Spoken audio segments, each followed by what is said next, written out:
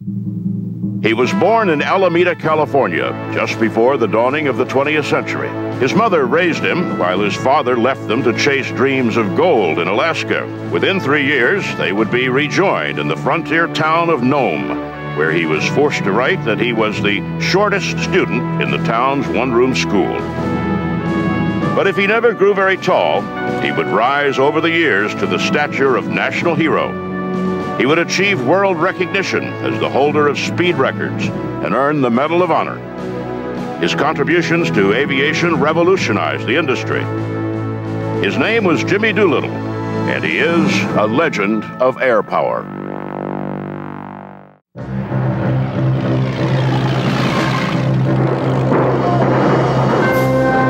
Doolittle had missed the fighting war in Europe. Now he and the fledgling Air Corps faced a greater challenge: how to convince senior officers and the public that the airplane was not only a weapon needing further development, but deserving of its own branch of the service. While General Billy Mitchell was flying demonstration flights, bombing captured German battleships to exploit the aircraft's destructive capability, Lieutenant Jimmy Doolittle was on the West Coast, mastering his flying lessons and developing some techniques of his own. He convinced his immediate superiors that the proof the public needed lay in demonstrating that the airplane was reliable and safe. If he could use the airplane to set records, it would bring glory and good public attention to the Army. He was given the green light.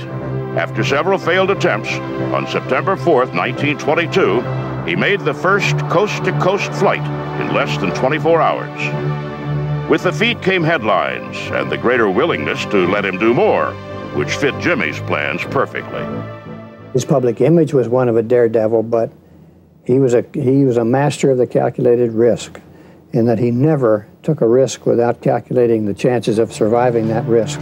In October 1925, Doolittle won the Schneider Cup race in a Curtiss seaplane with an average speed of 232.5 miles per hour. In the following 4 years, he won the McKay and Bendix trophies, and in 1929 completed his test of the first instrument-only flight. The greatest contribution that I made to aviation was when the Guggenheim Fund established a blind flying laboratory, of which I was the head. And we developed the artificial horizon, the directional gyroscope, and various things that made it possible to fly regardless of weather, and ended up with making a trip around the field under the hood, never having seen out of the airplane. In September 1932, he set another world speed record, this time in the Granville Brothers GB, at an average speed of 296 miles per hour. It was his last race. Doolittle's gift was anticipation, and just as he had seen the need in the industry for greater durability and safety, he now realized that the age of experimentation, seat-of-the-pants flying, was over.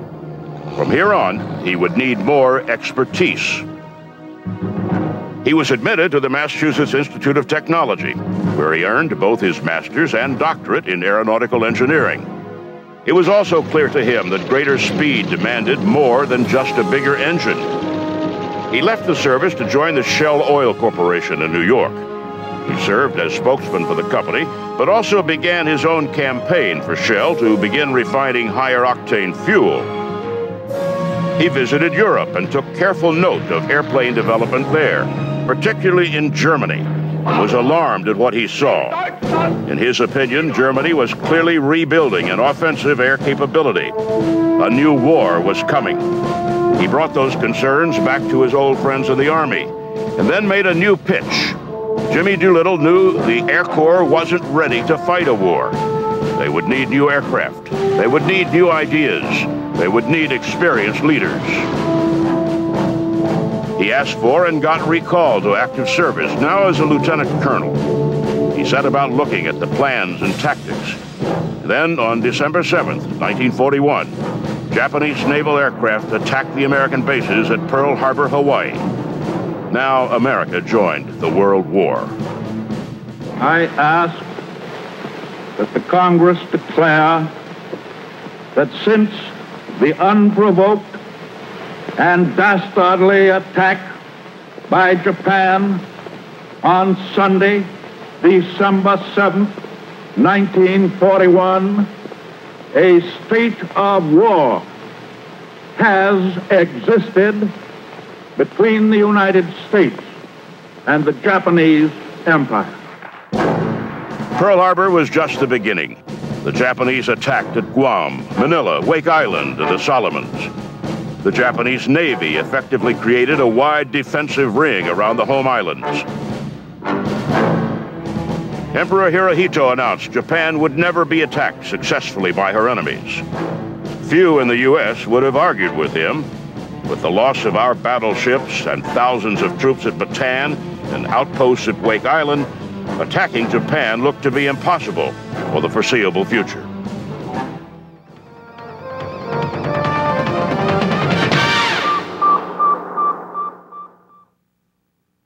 Doolittle was selected to devise a plan to carry the war to Japan. His solution was to select 18 Army Air Corps bomber crews and train them in B-25 bombers to do the impossible.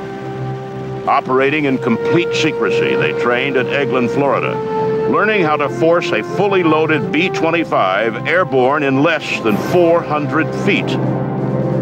In March, the crews flew their bombers cross-country to San Francisco, where they were loaded aboard the aircraft carrier USS Hornet and lashed to its wooden deck. Even then, the crews didn't know where they were going or their specific mission. If they were lucky, and the Japanese didn't discover them first, they would strike the first offensive blow against the Empire of Japan. At a point roughly 400 miles from Japan, they would launch their planes off the carrier. For Jimmy Doolittle, there could be just one destination: Tokyo. April 18, 1942. Doolittle's raiders have enough fuel aboard for an 850-mile round trip. The plan calls for the planes and crews to make their bomb runs, scatter, and then return to a rendezvous point where they can ditch their planes close to the task force and be recovered. But a lookout plane spots a Japanese fishing boat. Has it seen the Hornet and transmitted their position? The order is given to destroy the boat. Doolittle knows their best advantage is surprise, and it's possible they struck quickly enough. But he cannot risk the mission on that guess. Despite being over 800 miles from the target, the extreme range of these planes, he gives the order. There will be no pickup by the Navy now. Now they must make their runs and then push on for China, hoping to land their planes safely, hope to find sympathetic Chinese forces rather than Japanese troops along the coastline, hope to survive until they can regroup and get back. One by one, the B-25 Mitchells run up their engines, wobble forward, and lurch into the air.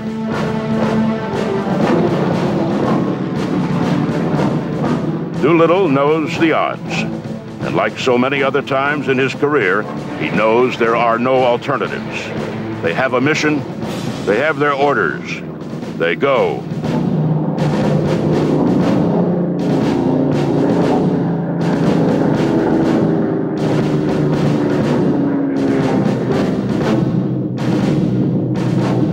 The Japanese are so confident in their security, there is no fighter cover. Thus, the bombers were virtually unopposed as they flew on the deck. They swept in over the coast on their way to Tokyo. Elements separated and some climbed to 1,500 feet for the bombing. At 12:15, the attack was opened by Doolittle, who dove in before he unloaded his incendiaries upon the Japanese capital.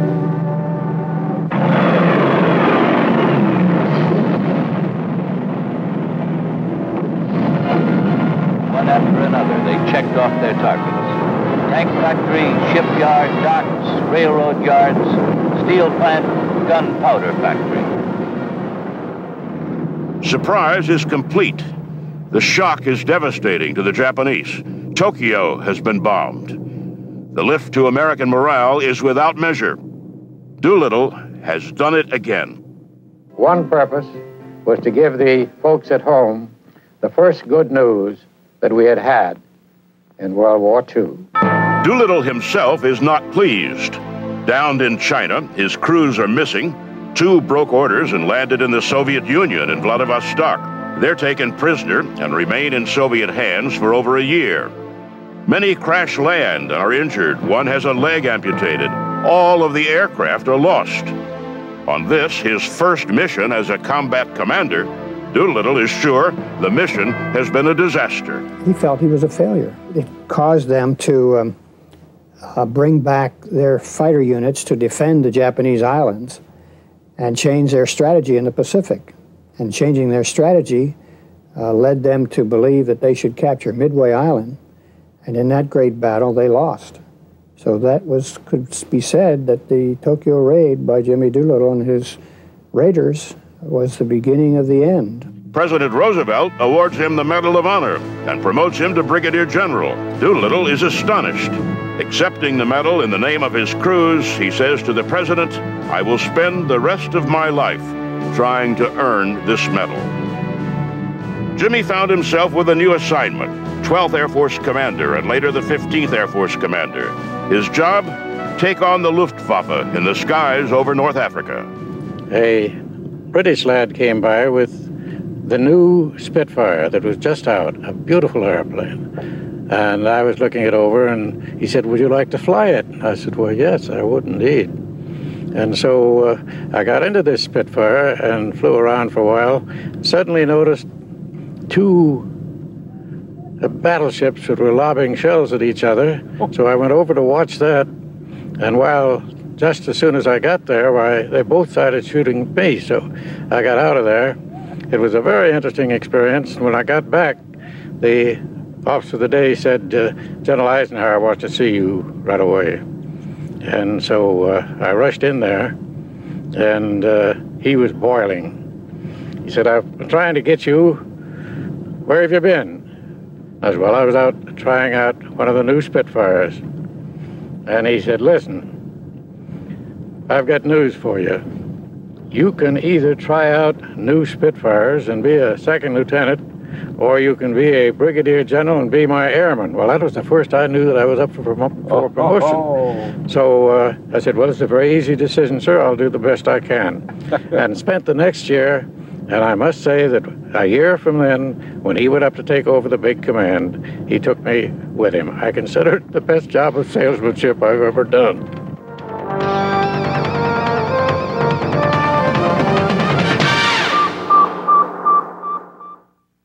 Jimmy Doolittle succeeded in defeating the Germans and controlling the sky.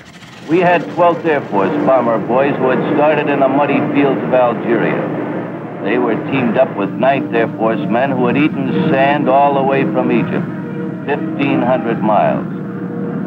Before 9 o'clock, we had planned to fly more than 1,000 sorties. Anything that could take off went up to the corridor. Our fighter-bomber boys, including the 57th Group of Cape Bone fame, were about to sweep a road to Tunis.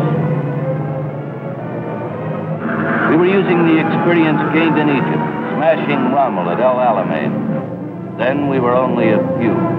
Now we were hundreds, all grouped in a powerful package. The Germans, realizing their desperate situation, retreated to make a last-ditch stand. From North Africa, Doolittle was promoted to Lieutenant General and moved on to England as commander of the 8th Air Force. From there, he directed U.S. strategic bombing of Germany.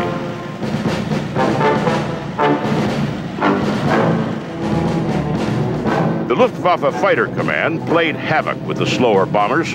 American escort fighters, already stretched to the limits of their range, could help to fend off attacks, but defense proved inadequate. Doolittle proposed a radical solution: take the battle to the Luftwaffe.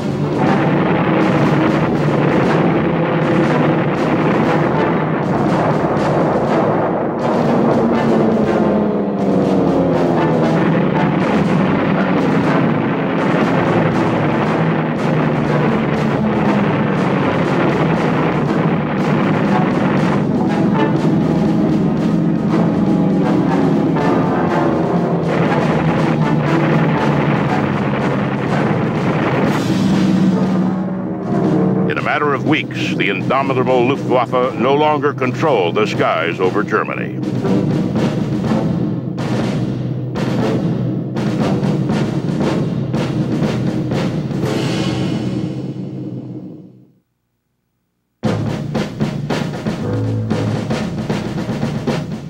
At war's end, Doolittle has brought about massive changes to the weapons and tactics of aviation. He has served with distinction in history's greatest war and won nearly every decoration and award in the civilian and military world. Shell offers him his old job back as Vice President of Research. He agrees, but also has other things on his mind.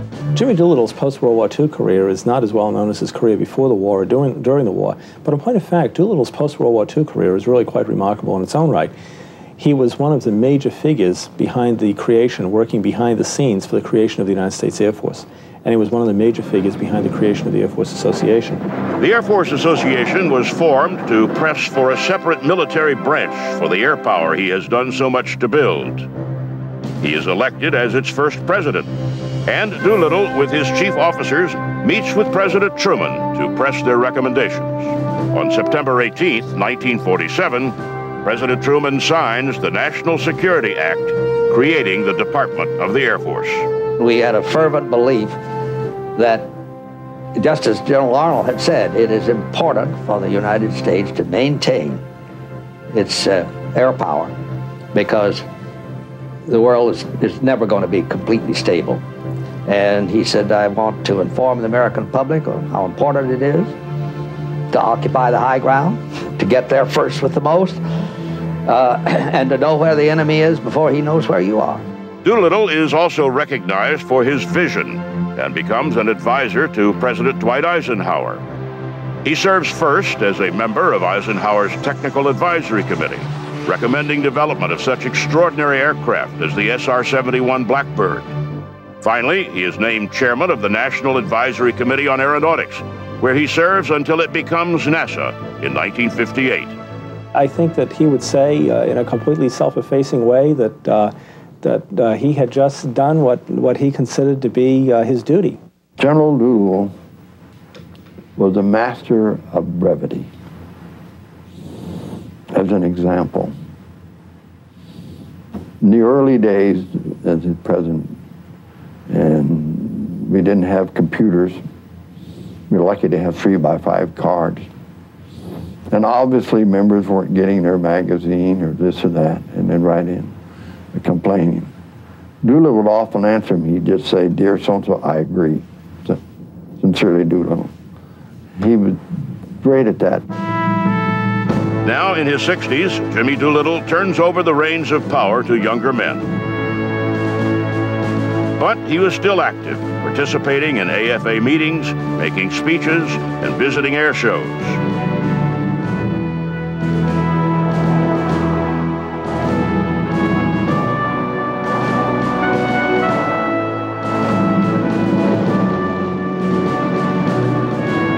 At an AFA dinner held at the Smithsonian Air and Space Museum, President Ronald Reagan paid this tribute to Jimmy Doolittle. Will you join me in a toast to a magnificent American, a man whose name will be remembered as long as the virtues of valor and patriotism last? Jimmy Doolittle. And in June 1985, President Reagan awarded Doolittle his 4th star. Jimmy Doolittle died on September 27, 1993, and was buried at Arlington National Cemetery. Our leader has fallen. He led us in war and in peace, and he led us by example. He was an uncommon man whose foresight, integrity, and courage and intelligence are unmatched in the annals of aviation. Ready! Ready!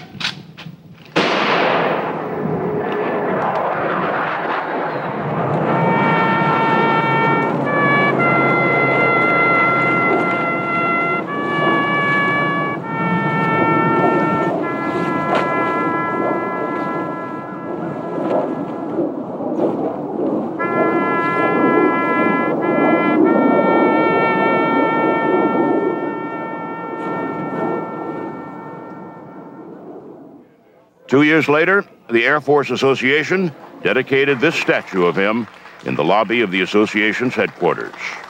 The statue of General James H. Doolittle commemorates a lifetime of achievements. It has been written that General Doolittle led one of the most useful lives in American history. I'm sure all of here would certainly agree. His achievements range from the practical to the theoretical. The general once explained his philosophy of life by saying, "I believe we were put here on earth for a purpose, to make it, within our capabilities, a better place in which to live." The world is a better place thanks to this unique individual.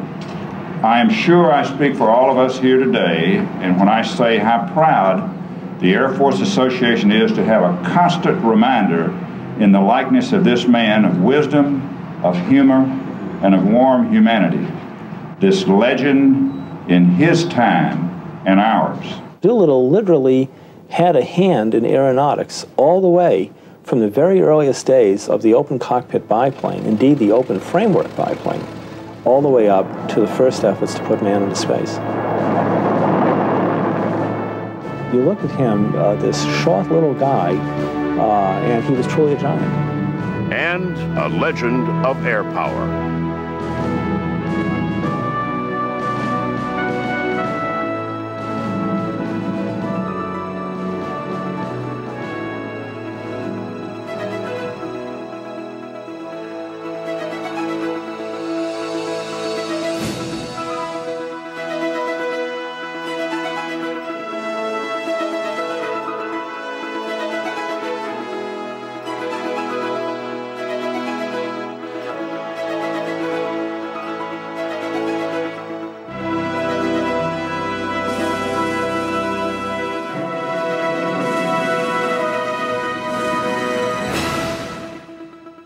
Desperate times call for desperate measures.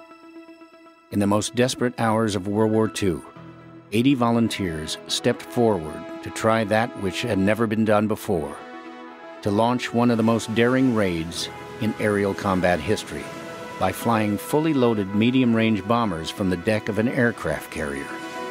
It was a single mission of only 16 bombers. Its primary objective was to raise the morale of a nation stunned by the surprise attacks and sweeping conquests launched by the Japanese in December of 1941 by doing what was thought to be impossible at the time, bombing the Japanese home islands. As fate would have it, when they left the deck of that carrier in the nearly gale-force winds of an early April morning, the Doolittle Tokyo Raiders would do far more than boost morale. They would trigger a series of tactical errors by the Japanese High Command, errors destined to change the outcome of World War II in the Pacific. 80 men, 68 years later, only 6 of them are still with us. Yet, their tradition dictates that all 80 of them gather, either in body or spirit, every year on the anniversary of that heroic and historic mission. Richard E. Cole, 95, from Dayton, Ohio, is the oldest surviving Raider. He was Jimmy Doolittle's co-pilot in the first plane to take off from the deck of the USS Hornet. Tom Griffin, from Green Bay, Wisconsin, was the navigator on Raider Airplane No. 9. Following the raid, he was shot down in Europe and spent nearly 2 years in a German prison camp. David Thatcher of Bridger, Montana, is one of 2 Raiders awarded the Silver Star for distinguished gallantry in action, for actions they took to save the lives of the seriously injured crew members aboard his B-25 airplane No. 7. He is now 89 years old. Robert Hite, the co-pilot of airplane No. 16, was captured by the Japanese after the raid and sentenced to death. He was held for 40 months until liberated by American troops on August 20, 1945. He was born in Odell, Texas. 4 men from the heartland, the northern plains, the mountain west, and the southwest.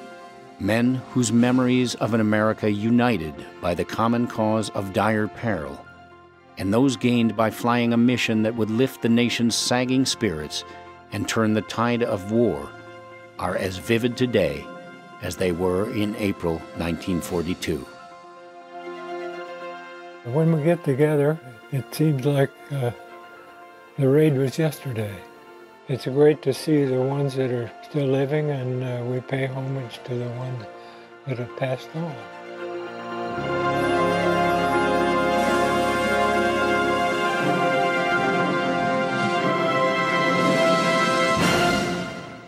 I'm Gary Sinise, and this is Missions That Changed the War.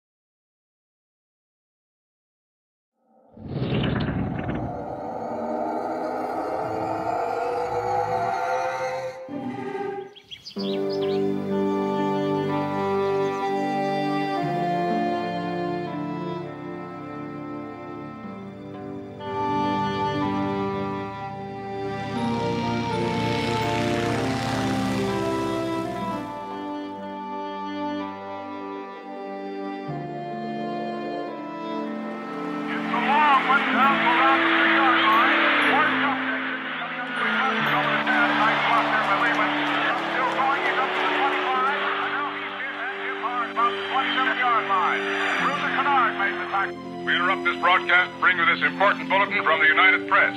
Flash, Washington. The White House announces Japanese attack on Pearl Harbor.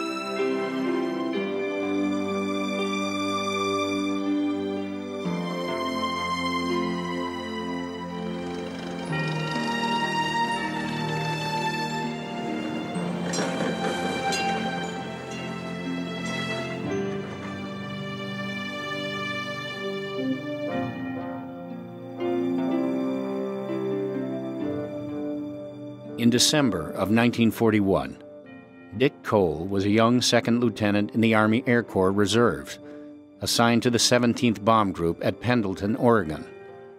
On Friday, the 5th of December, he had flown to March Field near Riverside, California on a 3-day pass. We're given what they used to call an open post, where you get like a 3-day pass. We were in Hollywood at the time the Japanese had attacked Pearl Harbor. On getting the notice that that had taken place, we immediately reported back to March Field and took off and went back to Pendleton. And from Pendleton, they divided the group up, and we went on submarine patrol, flying out of Seattle, Portland, Everett, Washington. And we did that until about first or second week in February. While Tom Griffin was majoring in political science at the University of Alabama, he went through the ROTC program. After graduation, he spent a year with an anti-aircraft unit based at Fort Sheridan, Illinois. In 1940, he transferred to the Army Air Corps and was trained in celestial navigation. In January of 1941, he too was assigned to Camp Pendleton, Oregon. They didn't have room for the officers out at the field at Pendleton, so we went into town and the townspeople rented bedrooms to quite a number of the Air Force officers. And somebody came in about 3:30 in the afternoon and came rushing in the room and said, "Isn't it awful?" And we said, "What do you mean awful?" And they told us about this attack on Pearl Harbor. That's the first we knew of it. It's an odd thing. That night, we went downtown and went to a movie theater. There was a movie on we wanted to see. And while we were watching it, they stopped the movie and a man came up on the stage and said, "All airmen from the field are ordered to report to the field immediately." But we got up and departed and went back out to the field, where our colonel gave us a little pep talk about what had happened and what was going to be expected of us, you know, that sort of thing. So that was my Pearl Harbor day. After graduating from Spring Lake High School in Earth, Texas in 1937 and completing 3 years of college, Robert Hite enlisted as an aviation cadet at Lubbock, Texas on September 9, 1940. He got his pilot's wings on May 29, 1941. He, too, was assigned to the 17th Bomb Group at Pendleton when Pearl Harbor was attacked. David Thatcher was 19 years old when he went from his father's dairy farm in Billings, Montana, to Missoula to enlist in the U.S. Army because he wanted to get away from dairy for a while. He was in airplane mechanics school in Lincoln, Nebraska on December 7th, 1941. There was 20 picked from the 17th group, 5 from each of the 4 squadrons that went there to go to airplane mechanics school. So some of us were in the movie then. That was Sunday, so when they came out of the movie in the afternoon, we heard it had been bombed. No one expected something like that. The December 7th, 1941 was a Sunday. And Sundays in flying school, when I was in advanced flying training at Victoria, Texas, 3 or 4 of us decided to go downtown Victoria and have lunch down there instead of eating in the mess hall. The base we were on was brand new. We had the BOQs were primitive, and the mess hall was not in good shape, and so we took the chance to go and get a nice lunch downtown. Well, one of the fellas had a car, and we were allowed to have them by that time in our training. If you were about to graduate, you could buy a car if you had the money to do it. And he had a radio in it, which I'd never seen before in an automobile. And we were riding around, getting back to the base, and the thing said that there was something had happened in Hawaii. And we just shrugged our shoulders. We didn't know what it was. And we never really didn't know much about Hawaii.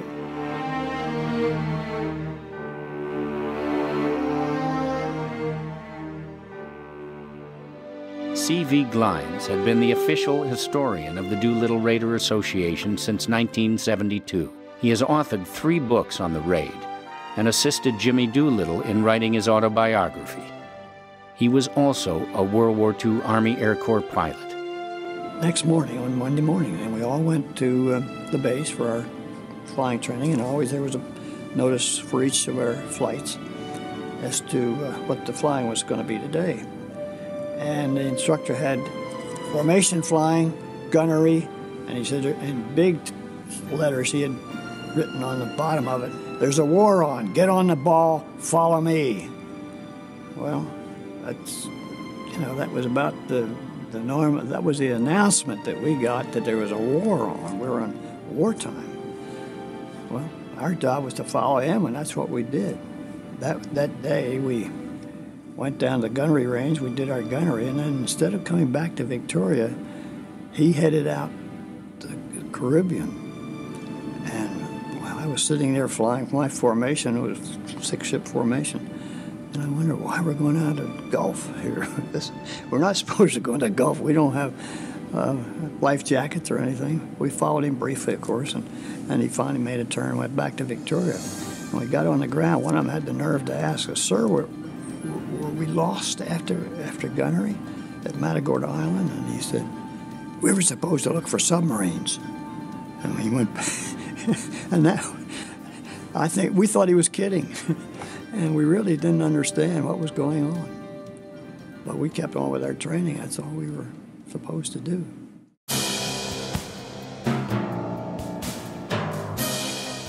In his now memorialized speech to Congress on December 8, 1941, asking for a declaration of war, Franklin D. Roosevelt called the attack on Pearl Harbor unprovoked, and dastardly. In Congress, only Montana Congresswoman Jeanette Rankin, the first woman to be elected to the United States House of Representatives, voted against entry into World War II.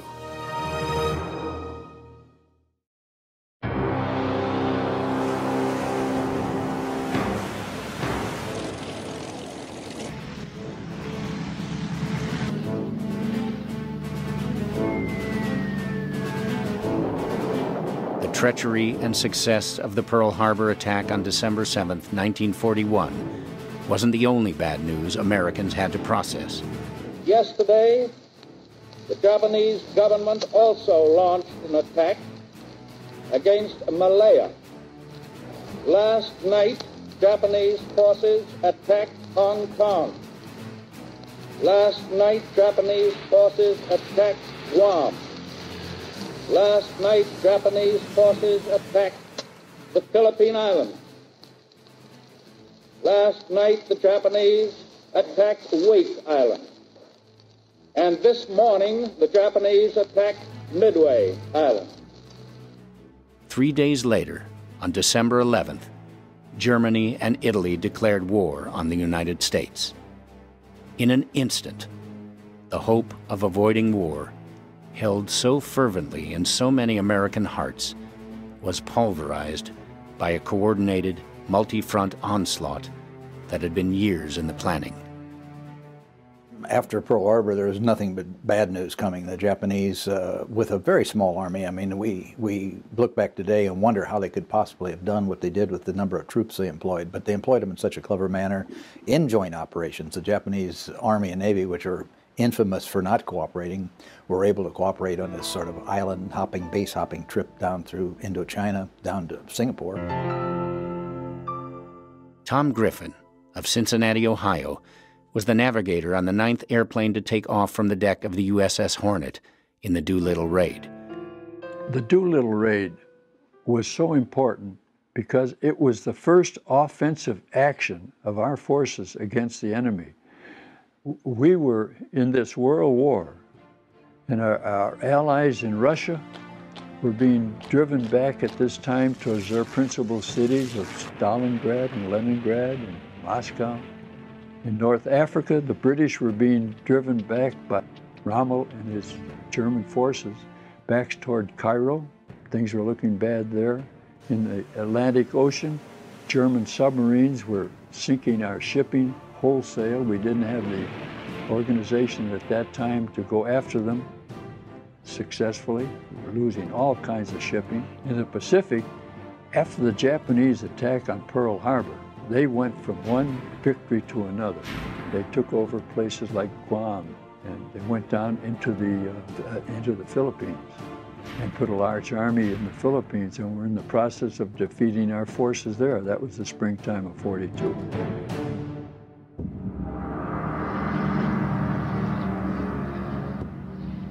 On December 7, 1941, a complete sense of betrayal consumed millions of Americans who had been arguing and demonstrating against America's entry into wars in either Europe or the Pacific. Many prominent Americans, such as aviation hero Charles Lindbergh, General Robert E. Wood of Sears Roebuck, Frank Lloyd Wright, Robert R. McCormick of the Chicago Tribune, and even future Presidents John F. Kennedy and Gerald Ford became active in organizations such as the America First Committee that strongly advocated America's neutrality. We cannot allow the natural passions and prejudices of other peoples to lead our country to destruction. The Roosevelt administration is the third powerful group which has been carrying this country toward war. The undeclared acts of war perpetrated by Japan on the 7th and 8th of December, 1941, brought the isolationist movement in the United States to a swift and bitter end. 4 days after the Pearl Harbor attack, the America First Committee dissolved itself. Virtually overnight, America found itself at war on two fronts. No one was more determined to strike back at Japan then President Roosevelt. Almost 2 weeks to the hour after the Pearl Harbor attack, those responsible for planning and directing the mobilization of the country's military forces met with the President in his White House study.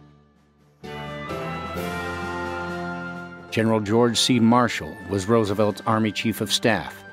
General Henry H. Hap Arnold was the Chief of Staff of the Army Air Forces.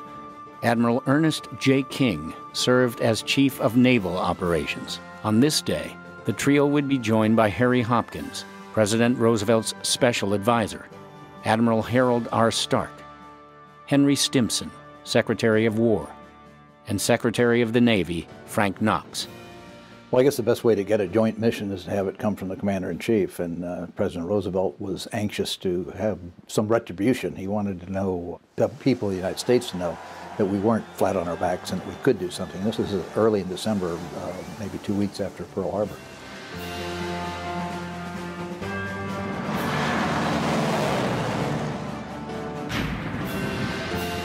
Roosevelt emphasized that he wanted a bombing raid on the home islands of Japan as soon as possible.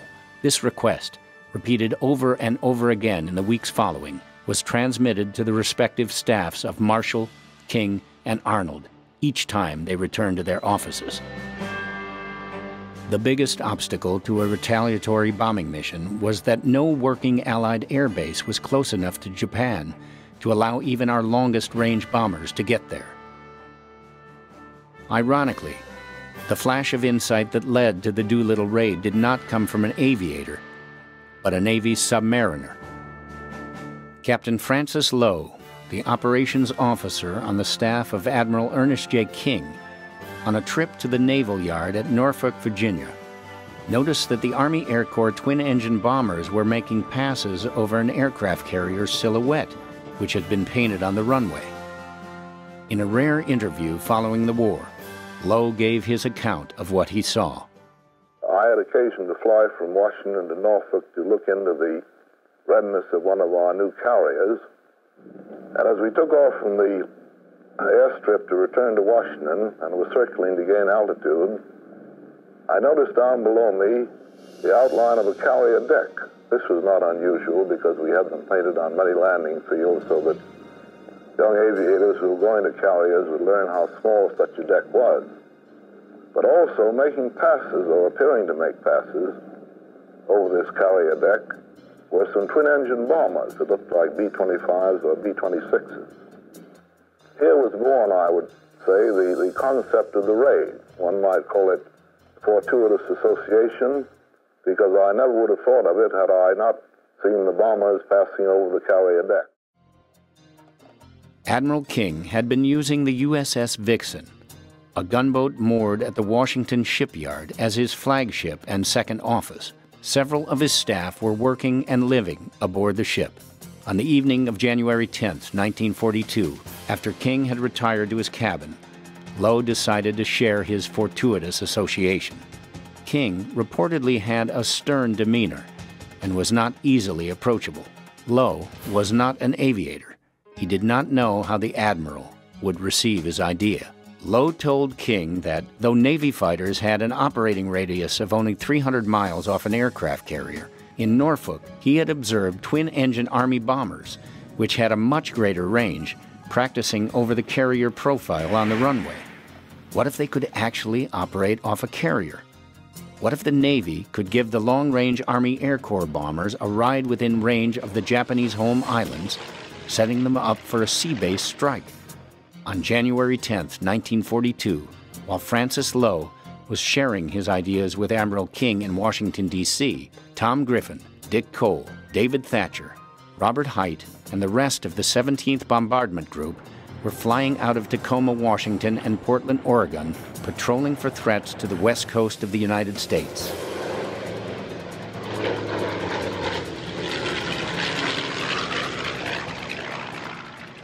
At the time of Pearl Harbor, we spent the next 6 weeks, our group, flying out from Tacoma, Washington, and Portland, Oregon, looking for whatever might show up. The Japanese had attacked Pearl Harbor, and as far as we knew, they would come and attack the west coast of America.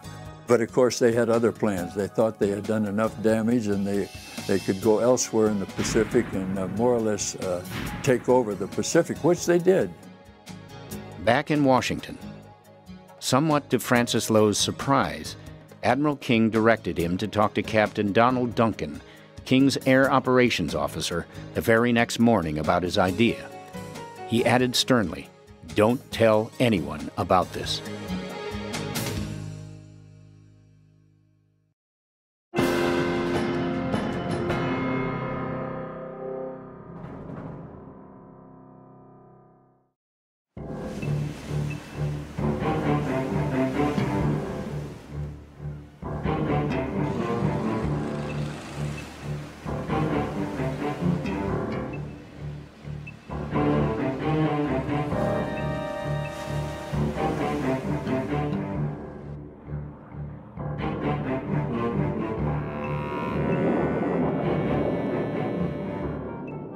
In the wake of the attack on Pearl Harbor, President Roosevelt pressed the U.S. military for a plan to strike back against the Japanese homeland. Francis Lowe, a Navy captain, after watching twin-engine bombers making passes over the outline of an aircraft carrier on a runway near Norfolk, Virginia, suggested a bombing strike might be possible from the deck of a carrier. Admiral King, Chief of Naval Operations, told Lowe to explore the idea with Donald Duncan, his air operations officer, and he told him something else. Don't tell anyone about this.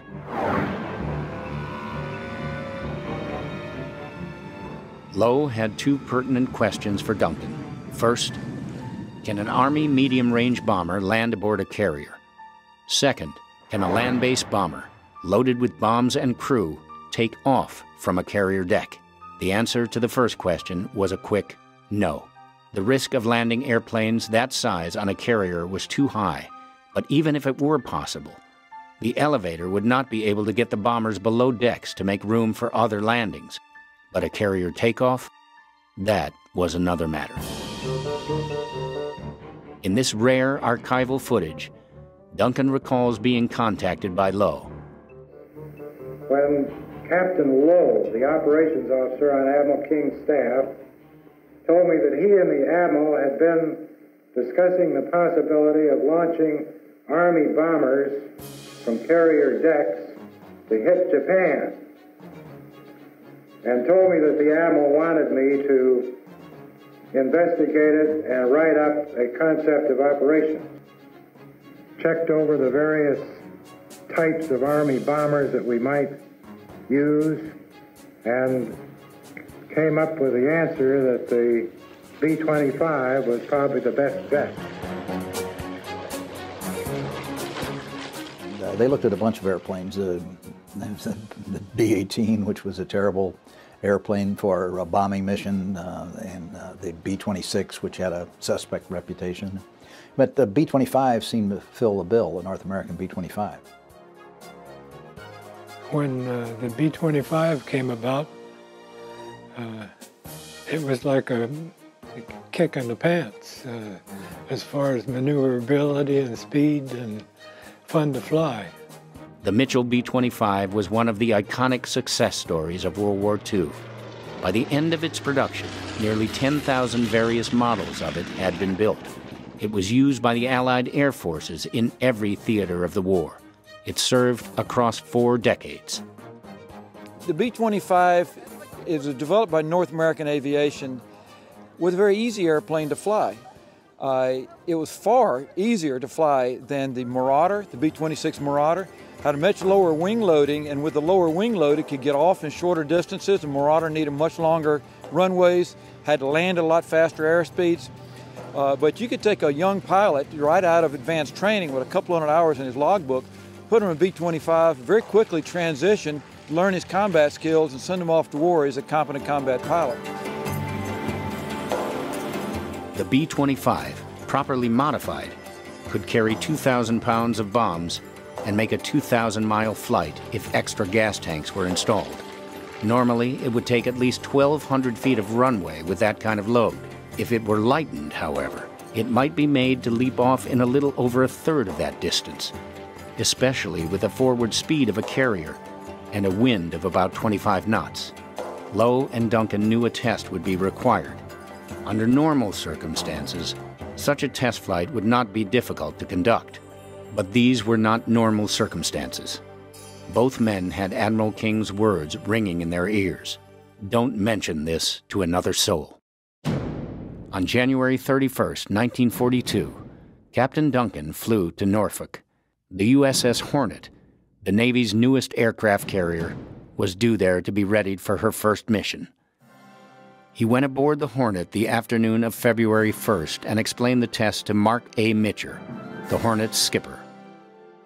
Duncan had made arrangement with Hap Arnold's office to have 3 B-25s waiting when the carrier arrived. The Army Air Corps chose Lieutenant John Fitzgerald to head the test cruise. He was a 1940 graduate of the Advanced Flying School, with over 400 hours in B-25s. In Norfolk, Fitzgerald and his fellow pilots made several practice runs at an auxiliary airfield before going aboard the carrier. One of the test airplanes lost an engine during these drills, leaving only the 2 planes flown by Fitzgerald and Lieutenant James F. McCarthy to make the historic first takeoffs of Army Air Corps multi-engine bombers from a Navy ship. The surprising performance of the B-25 nearly led to disaster when the takeoffs were attempted. Fitzgerald's plane leapt off the deck so quickly and so high, its right wing nearly flew into the tower that overhung the flight deck. Fitzgerald later recalled, "I was surprised to observe that we had been provided almost 500 feet of usable deck and that the plane's airspeed indicator showed about 45 miles per hour just sitting there. When I got the go signal, I let the brakes off and was almost immediately airborne. One thing that worried me, though, was the projection of the island out over the flight deck. The wing of my plane rose so rapidly that I thought I was going to strike this projection. I pushed the control column forward, and the wing just barely passed underneath. I climbed and circled back to watch Lieutenant McCarthy take off." It was now established that the B-25 bombers could indeed take off from a carrier deck. But what would happen when they were weighted with a full crew, bombs, and an expanded fuel load? That question would soon become the sole focus of the diminutive, brilliant man whose name would eventually be memorialized by this mission that changed the war.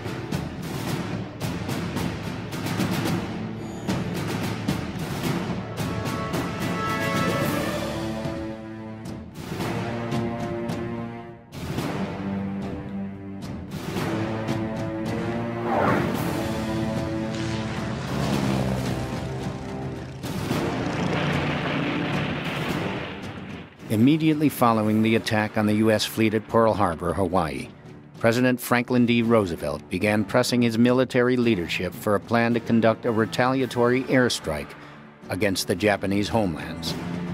With no Allied air base within striking distance of Japan, 2 naval officers on Admiral King's staff had successfully tested the takeoff of B-25 bombers from the deck of an aircraft carrier. It was something never before tried in the history of aerial warfare. To plan the mission and train the crews, Chief of Staff of the Army Air Forces, Henry Hap Arnold, made a surprise choice. He turned to a man who had once resigned his Army Air Corps commission in order to enter private business. He chose one of America's most famous aviators, James H. Doolittle. In doing so, Arnold tapped a man who is not only a brilliant aviation tactician. History would bear witness that he also identified one of the most revered and visionary leaders of the modern American military. It was very difficult to believe. When the rumors started, then it was led by Jimmy Doolittle. Jimmy Doolittle, the racing pilot? Another impossibility. It would just seem like it was a false rumor. But it took place, and all of these impossible things happened through the leadership, the planning of the then Lieutenant Colonel Jimmy Doolittle, former racing pilot, devil may care, couldn't care less, we go. It was not that way. He was master of the calculated risk. As a kid growing up in Dayton, Ohio, Dick Cole used to ride his bicycle to a levee above McCook Field to watch the Army Air Corps test pilots, including Jimmy Doolittle. Some of the old pilots like McCready, Doolittle, and Spatz flew in and out of there when they were testing air-to-air refueling. And they flew for 26 days, something like that. But anyway, that was one of the pastimes that I had when I was a kid. For something like this, there's an element of show in it. There's an element of innovation, and they selected the guy who could combine leadership and innovation and great flying characteristics in Jimmy Doolittle. And oddly enough, sort of on the outs, Jimmy Doolittle at the time had rejoined the Air Force, but he had gotten out because after, I think it was 11 years as a first lieutenant, he decided he had to make some money for his family and got out during the 30s.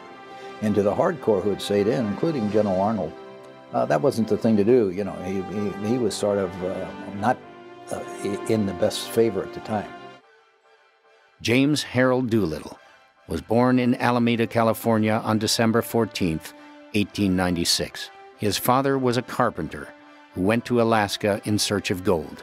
After joining his father in Nome, at age 11, Doolittle moved with his mother to Los Angeles. In 1917, at the age of 21, Doolittle, who had had a brief career as a professional boxer, enlisted in the Army Signal Enlisted Reserve Corps to train as a pilot. He was quickly promoted to lieutenant. He served in the Army Air Corps from 1917 to 1930, when he became a major in the Army Air Corps Reserves. Flying was Jimmy Doolittle's passion. In 1922, he made the first cross-country crossing in under 24 hours.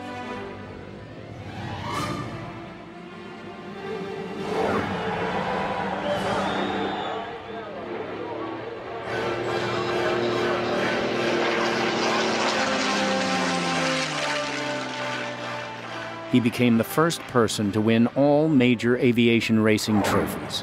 He won the Schneider Trophy in 1925 and the Bendix Trophy in 1931.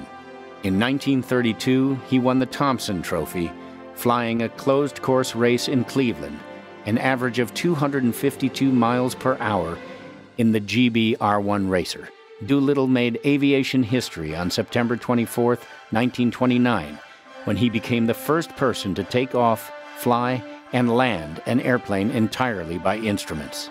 He flew a 15-minute course around Mitchell Field on Long Island in a modified NY-2 Husky. In his personal logbook, he modestly referred to the watershed accomplishment as a blind flying exhibition. After leaving the military in 1930, Doolittle went to work for Shell Oil Corporation to establish an aeronautical branch. In this capacity, he was given credit for leading the company to develop 100-octane fuel for aviation. Between the two world wars, the Army Air Corps had been relegated to the job of flying the mail. Doolittle knew that it was falling behind the rest of the world's flying forces. New, more powerful engines were needed, but there was no way to efficiently fuel them.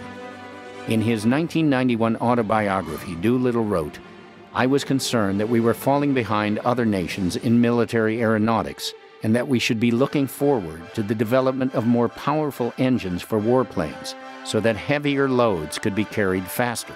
The Army Air Corps was not even a third-rate air force, compared with the air forces of other nations. At Doolittle's urging, Shell made the first delivery of 100-octane rated fuel to the Army Air Corps for test purposes in 1934. When Doolittle traveled to Germany on Shell business, he found a nation bristling with militarism.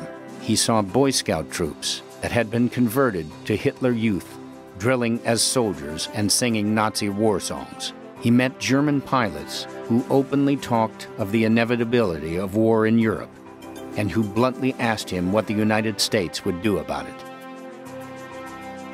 Jimmy Doolittle knew Hap Arnold, the chief of the Army Air Forces, well. Arnold had been his commanding officer at Rockwell Field near San Diego following World War I. Doolittle visited Arnold and told him he believed that America's involvement in the war in Europe was inevitable. September 1st, 1939, 2 weeks after Doolittle's conversation with Arnold, the Germans marched into Poland and 1,400 Luftwaffe planes bombed and strafed a stunned population.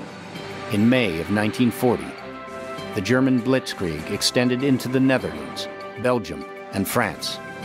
On the 16th of May, in a speech before Congress, President Roosevelt called for a program that would eventually produce at least 50,000 airplanes a year.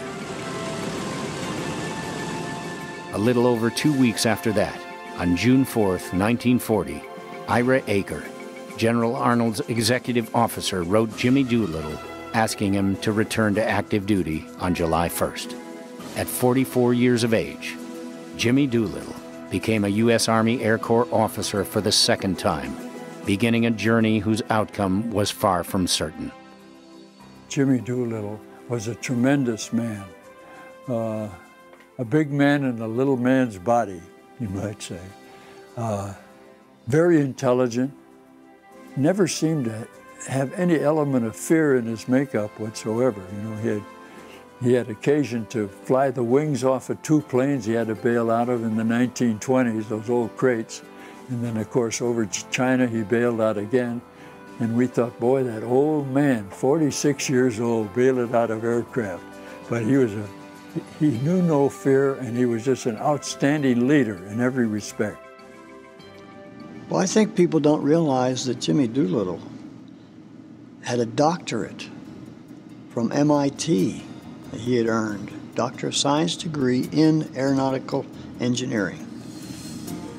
This man was an educated individual. He had a master's, a bachelor's, a master's, and then a doctorate. Everybody knew who General Doolittle was, that he was one of the famous pilots, and he was going to be the leader of our raid. So everybody in our outfit volunteered to go with Jimmy Doolittle. Doolittle re-entered the Air Corps as a major. His initial assignments seemed to be directly related to President Roosevelt's goal to make the United States the arsenal of democracy.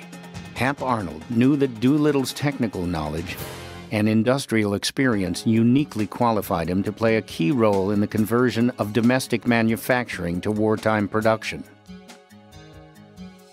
Captains Lowe and Duncan brought the concept of the raid to Hap Arnold on January 17th. The general immediately sent for Jimmy Doolittle. He began with a single question: what airplane have we got that could take off in 500 feet with a 2,000-pound bomb load and fly 2,000 miles? A day later, Doolittle independently arrived at the same conclusion as had Lowe and Duncan. The B-25 was the only alternative. Arnold briefed Doolittle on the concept of the raid and added, "Jim, I need someone to take this project over, get the planes modified, and train the crews." On January 2nd, 1942, Japan captured Manila in the Philippines. On January 12th, Japan invaded Burma. On January 20th, Germany held the Wannsee Conference in a Berlin suburb to find a final solution for the Jews. On January 25th, Japan invaded the Solomons. In the 13th century, Mongolian invaders were driven back from Japan, not by defenses, but by the Japanese typhoon season. Since that time, the militarists in Japan had told the people that a kamikaze, or divine wind, protected their nation. As the Japanese swept through the Pacific with frightening speed, this long-held belief in a national invincibility and the invulnerability of the home islands was mightily reinforced.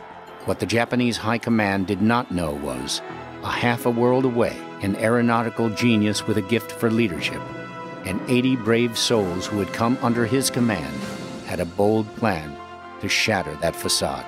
In doing so, they would receive a life-saving lift from a divine wind of their own, a lift that would allow them to complete a mission that changed the war. When they announced that they wanted volunteers, the whole group volunteered, including the group commander. And everybody in the 17th bomb, we were in the 17th bomb group, wanted to go with Jimmy Doolittle. Originally, we were supposed to take off in the evening, bomb Japan at night, and be over, reach China the next morning. But it didn't turn out that way. You don't take off on a mission like this without a light at the end of the tunnel. We all thought that somehow we'd get out of it.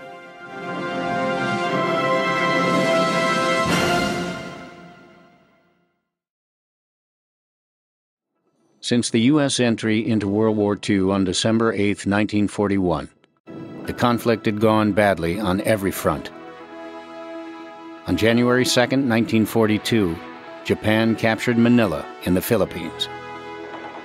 On January 12th, Japan invaded Burma.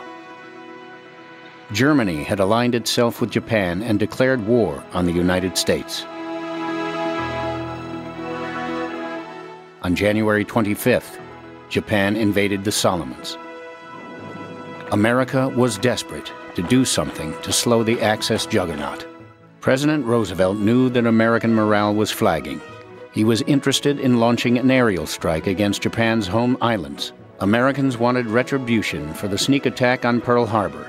Military leaders wanted to demonstrate to the Japanese High Command that we had the ability to reach their civilian population. In early January 1942, the Navy and the Army jointly conceived a daring plan to transport Army Air Corps B-25 twin-engine bombers within striking distance of Japan by aircraft carrier. Launching such a strike from a carrier had never been tried before. The risk would be enormous. To lead the mission, Chief of the Army Air Forces Henry H. Hap Arnold tapped one of America's most famous aviators, a man who had resigned his Army Air Corps commission in 1930, but returned to active duty 10 years later at age 44, James H. Doolittle. Arnold wrote, "The selection of Doolittle to lead the nearly suicidal mission was a natural one. He was fearless, technically brilliant, a leader who not only could be counted upon to do a task himself if it were humanly possible, but could impart that spirit to others. Doolittle would impart that spirit to men like Tom Griffin, David Thatcher, Dick Cole, Robert Hite, and 75 other members of the Army Air Corps 17th Bombardment Group in order to execute the Doolittle Raid, one of the most daring missions in the history of aerial combat, a mission that was destined to change the outcome of World War II.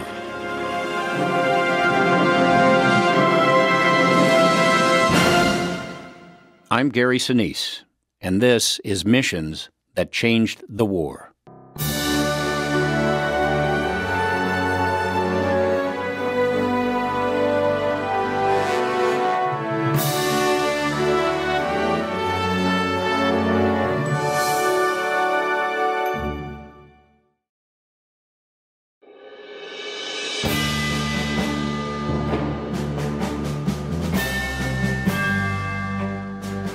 In the third week of January 1942, Hap Arnold told Jimmy Doolittle that he and Navy Admiral Ernest King had decided on a target date of April 1st, 1942, for the departure of the aircraft carrier USS Hornet for Japan.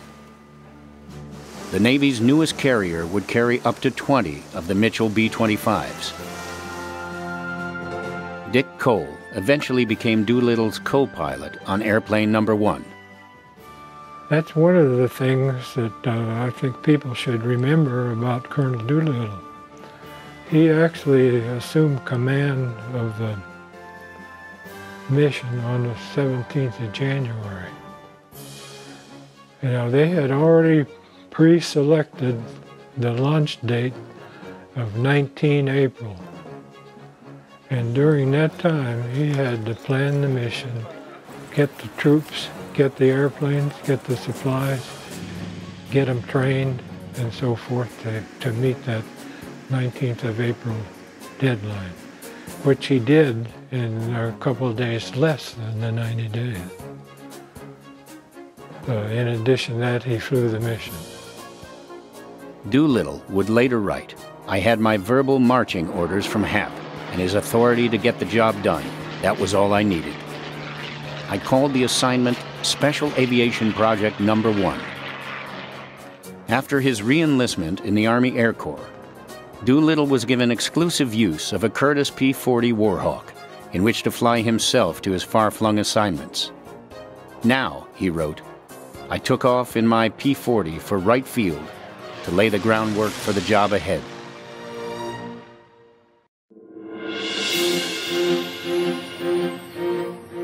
In the Pacific Northwest, the 17th Bombardment Group had been flying submarine patrol since the attack on Pearl Harbor. It would soon learn of its rendezvous with destiny. In order to ensure that a minimum of 18 B-25s would be available for the mission to bomb Japan, Doolittle requisitioned 24 of the group's planes. Volunteers for the mission would be sought from among the experienced crews assigned to those planes. The 34th, 37th, and 95th Squadrons of the 17th Bombardment Group, commanded by Lieutenant Colonel William C. Mills, and the associated 89th Reconnaissance Squadron under Major John A. Hilger, could be released most easily. On February 3, 1942, orders were teletyped to Pendleton, Oregon, to transfer without delay all planes and personnel of the 17th Bomber Group to Columbia Army Air Base in Columbia, South Carolina. Mills and Hilger were told to pass the word among the men that volunteers were being sought for an extremely hazardous mission. The base wasn't complete yet. We lived in tents, and we were doing training missions because the word was that we were going to go from there to Africa. And when we got there, they said they were planning a very unusual, dangerous raid, and they wanted to warn us that it was going to be a dangerous raid, and they wanted volunteers, knowing that it was going to, and the whole group volunteered. I put my name on the list that was in front of the squadron ops. On the way to Columbia, I had received my upgrade to first pilot. And the pilot that upgraded me came around and wanted to know if we could go together as a crew. Well, we had our flight training in B-25s, and we had heard that there was a very special mission being led by General James H. Doolittle. And everybody in the Air Force at that time knew that James H. Doolittle was a very special pilot and had broken many records already. And everybody in the 17th Bomb, we were in the 17th Bomb Group, wanted to go with Jimmy Doolittle. I was just on the ground crew then, and I wanted to do some flying, so I was able to get on the crew. And it just happened to be one of the crews that was picked. Doolittle requested an air base where the selected crews could train in relative seclusion. Ideally, the base should be near water, so that navigators could practice overwater navigation. There should be facilities for gunnery training, and an auxiliary field available where the pilots could practice short-field takeoffs. Eglin Field in western Florida near Fort Walton Beach was assigned. There were all kind of theories or conjecture on what we were going to do.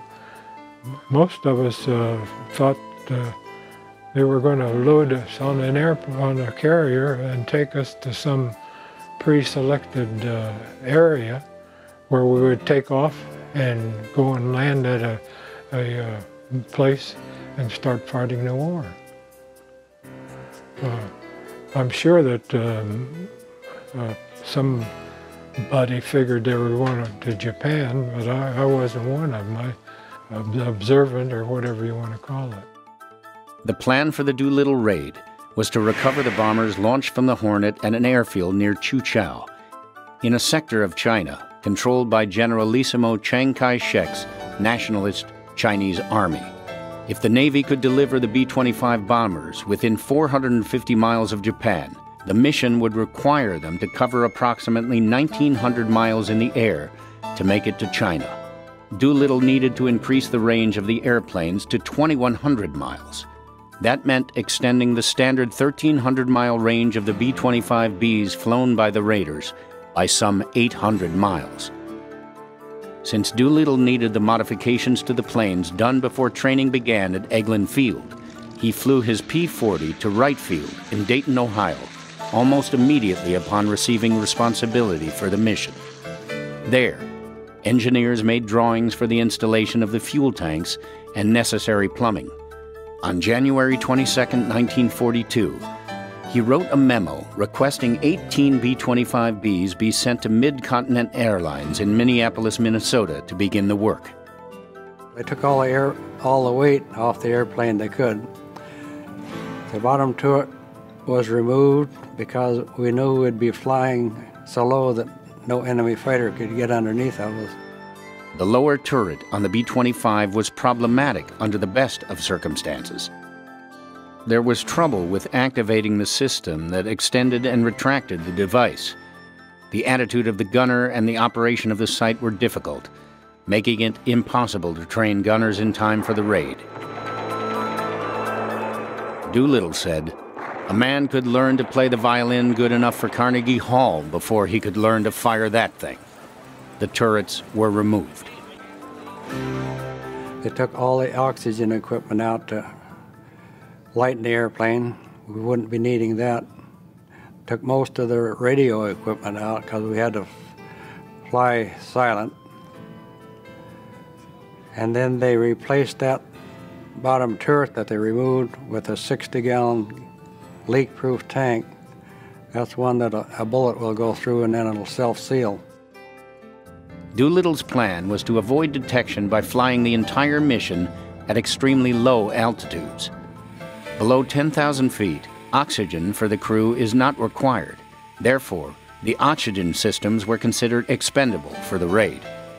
There's a crawlway between the top of the bomb bay and the top of the airplane, just enough distance in there so a person can crawl through there. They put a collapsible rubber tank in there, and it held over 100 gallons, and we still had room for 400 or 500-pound bombs below that tank. In addition to the auxiliary tanks installed in the airplanes, the plan called for 12 5-gallon gas tanks to be handed up to the engineers just before the B-25s departed the Hornet's deck for Japan. How much difference could the 5-gallon gas cans make? The Doolittle Raiders' plan would use fuel mixture at RPM settings that minimize their fuel consumption throughout the mission. At those settings, the B-25s were likely flying a little more than 150 miles per hour, using approximately 103 gallons of fuel each hour.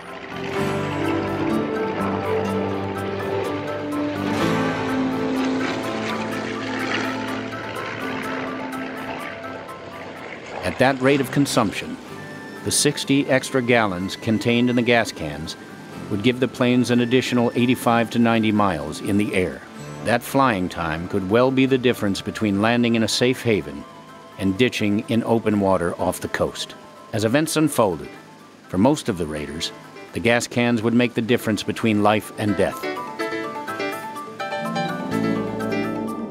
The tanks added in Minnesota, plus the portable gas cans, would add an additional 425 gallons to the 646 gallons in the main wing tanks of each B-25, giving each of them 1,141 total gallons of fuel. It made the bombing mission and rendezvous landing in Chuchao, China possible, but with very little fuel to spare. If you stop to think about it, they were taking 16 airplanes that were used to operating maybe over a 400 or 500 mile range and intending to fly them off a carrier, which they were never designed to do. fly them a long distance to bomb Japan, and then fly them an even equally long distance to get to safe bases in China. I mean, on the surface, it sounds almost like what would later be called a kamikaze mission. There are many, many hazards. And so the risk was extremely high. And the risk was not only high to the pilots involved, but to the nation. There wasn't one of them that didn't know exactly how risky it was.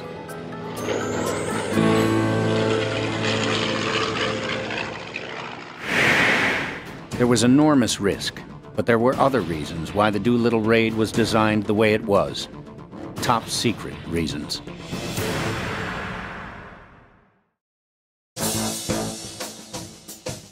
To this day, it is not widely understood that the U.S. planned to launch a sea-based bombing raid on the home islands of Japan in the spring of 1942. The Doolittle raid was, in fact, a multi-purpose mission. The raid was one piece of a five-part plan to establish a major fighting air command in the China, Burma, India theater. By mid-January of 1942, the Air War Plans Division had a strategy to establish a new 10th Air Force in Burma to support the Allied effort to subdue the Japanese invaders of the Chinese mainland. This plan, to create a nucleus for a buildup of Allied air power in the theater, was called Operation Aquila. Point 1 of Aquila called for the Doolittle B-25s and crews to be flown to Chongqing following the raid, then absorbed into the 10th Air Force. 35 C-47s, the military designation of the DC-3, were to be provided to create an aerial supply lifeline for the new Air Force. 33 A-20 attack airplanes were to be ferried from the factory to the Chinese Air Force, and the pilots assigned to the 10th Air Force. 23 heavy bombers, B-24s, were to be the first long-range bombers. This unit was named the Halpro Group, for its commander, Colonel Harry A. Halverson. Its mission was to conduct long-range strategic attacks on Japan from bases in China.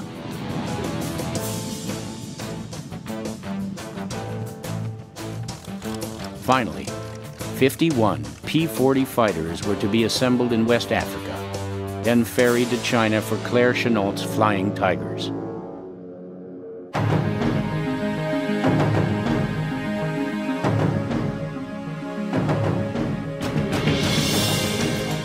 Facing the looming deadline of an April 1st departure, Doolittle realized he needed help. The aircraft needed major modifications. Targets and the flight plans to reach Japan needed to be determined. Bomb sizes and weights had to be calculated, and a plan to return crews safely home after refueling and delivering the B-25s to the Chinese nationals needed finalizing. They got the necessary procurement. He got the pilots and the airplanes, and got the thing organized in the 90 days that he had to do it in. I don't think you could get that done today. One key to maintaining secrecy during the planning of the mission was for Doolittle to make all of the various arrangements on a face-to-face basis. Knowing he would be putting many hours on his personal P-40, he solicited a recommendation for a deputy commander who could oversee the training being done at Eglin Field. Major John Hilger was chosen. Hilger was described by Doolittle as a no-nonsense perfectionist. He would eventually be the pilot of the 14th B-25 on the raid. Since naval aviators had to be proficient in carrier takeoffs and landings, Major Hilger suggested a Navy flight instructor might be the right person to teach the Army pilots carrier takeoff procedures. Pensacola flight instructor Lieutenant Henry L. Miller was chosen, even though he had never seen a B-25. When Miller got to the B-25 headquarters at Eglin, he met Edward Ski York, who would go on to pilot airplane number 8, Davy Jones, who would pilot airplane number 5, and Ross Greening, the pilot of airplane number 11. Miller later recalled that the three seemed surprised when he introduced himself. "I didn't know that the whole operation was still a mystery to them," he wrote. The first thing, the pilots had to learn how to get this B-25 Mitchell bomber, twin-engine bomber, up in the air in less than 500 feet. Now this was training entirely different than they'd ever been trained. They had to sit at a line with the full throttle, full brakes, full flaps, let go of them, and just bring that plane up in the air as soon as it would get airborne. They first marked off the runway at a auxiliary field. They didn't do it. We did not make any of those fancy takeoffs at the main base because we didn't want anyone to see what we were doing. There was an auxiliary field out in the timber, and they marked off the runway and distances of over 1,000 feet and then down to 800 and 600 and 400 feet. And this was the distance that we were going to have on the deck of a carrier. Of course, this plane now had no gas load of any kind. They didn't have a bomb load. It was, in other words, it was an empty plane. When we were on the carrier, we were going to have the addition of a big wind and so forth, we hoped.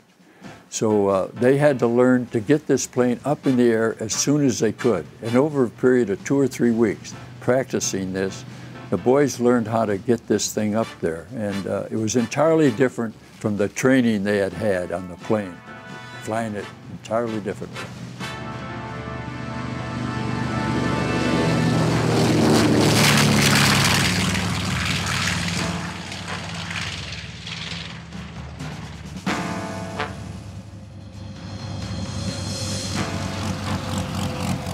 On March 3rd, 1942, less than a month before the targeted departure date for the mission, Doolittle landed at Eglin Field and assembled the 140 men who had been assigned to the project. He came to Eglin Field after the crews were gathered, made a speech telling us what we would be doing, but he would not, he didn't discuss the destination or any part of it. He said it was a dangerous mission and that he was satisfied with the training that we had received and that if anybody wanted to back out, they could with no questions asked. Nobody backed out. As a matter of fact, when they announced that they wanted volunteers, the whole group volunteered, including the group commander. And the fact that he was who he was, manner of speaking, he came across to you as somebody as that if he's going to lead this mission, well, I want to go, because he sounds like a good leader. The first thing he emphasized to us was we were going to train for this very secret mission. And if the word got out that what we were planning on doing, we would never reach our target. That was the main thing he emphasized to us. Secrecy, don't talk any place off this base. And I think our boys did a very good job of that all through the whole thing. Most of our people didn't know exactly where they were going to go. They knew that we were going to take off from the deck of a carrier, but they didn't know. There was something else the trainees from the 17th Bombardment Group did not know. Doolittle's superiors considered him too valuable to send on such a high-risk mission. Jimmy Doolittle was appointed to plan the operation. He was not scheduled to fly on the Doolittle raid.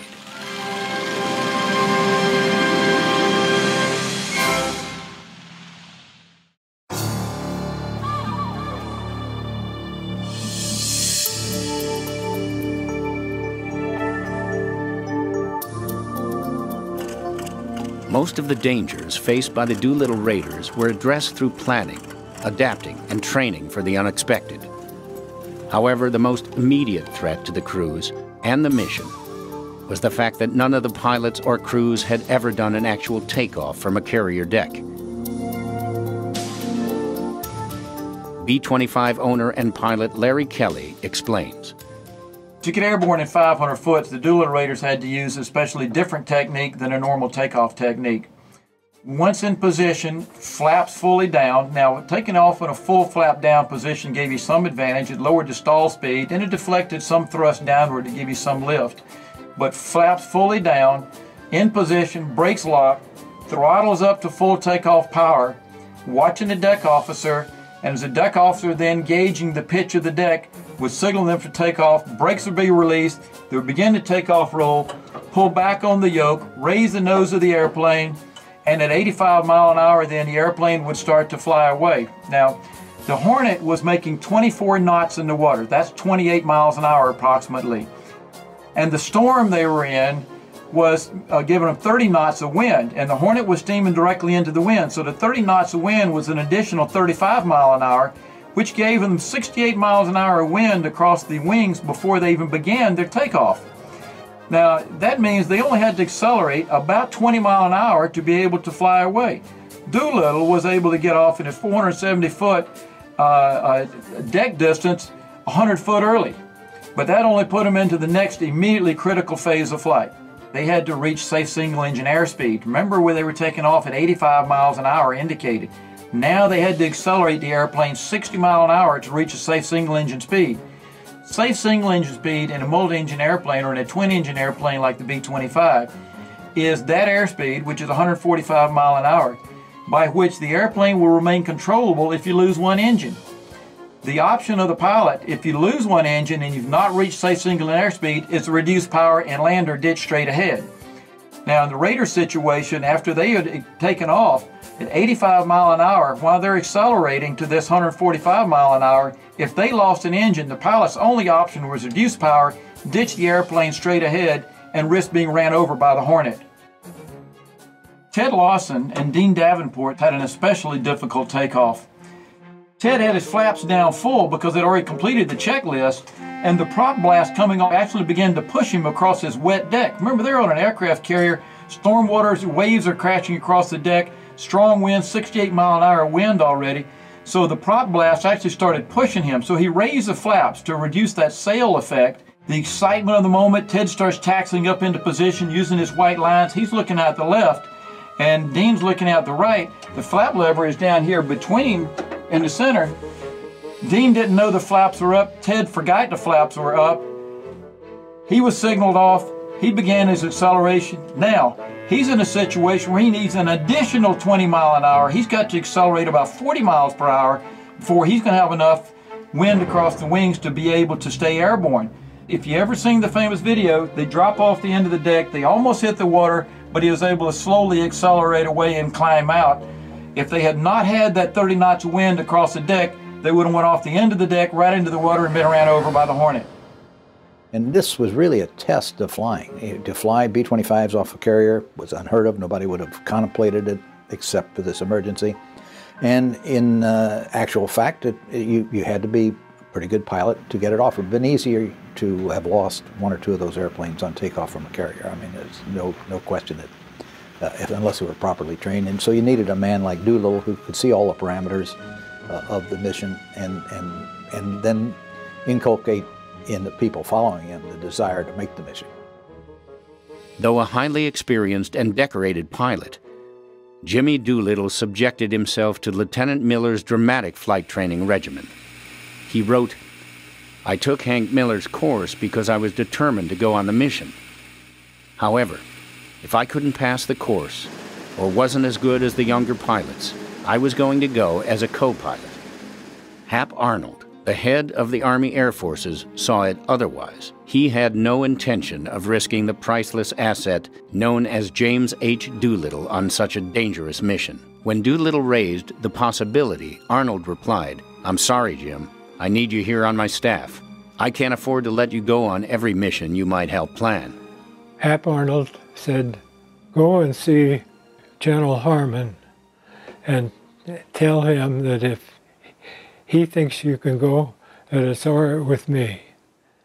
And at that time, he ran down the hall and stuck his head in the door, and I think his name was Miff Harmon, nickname.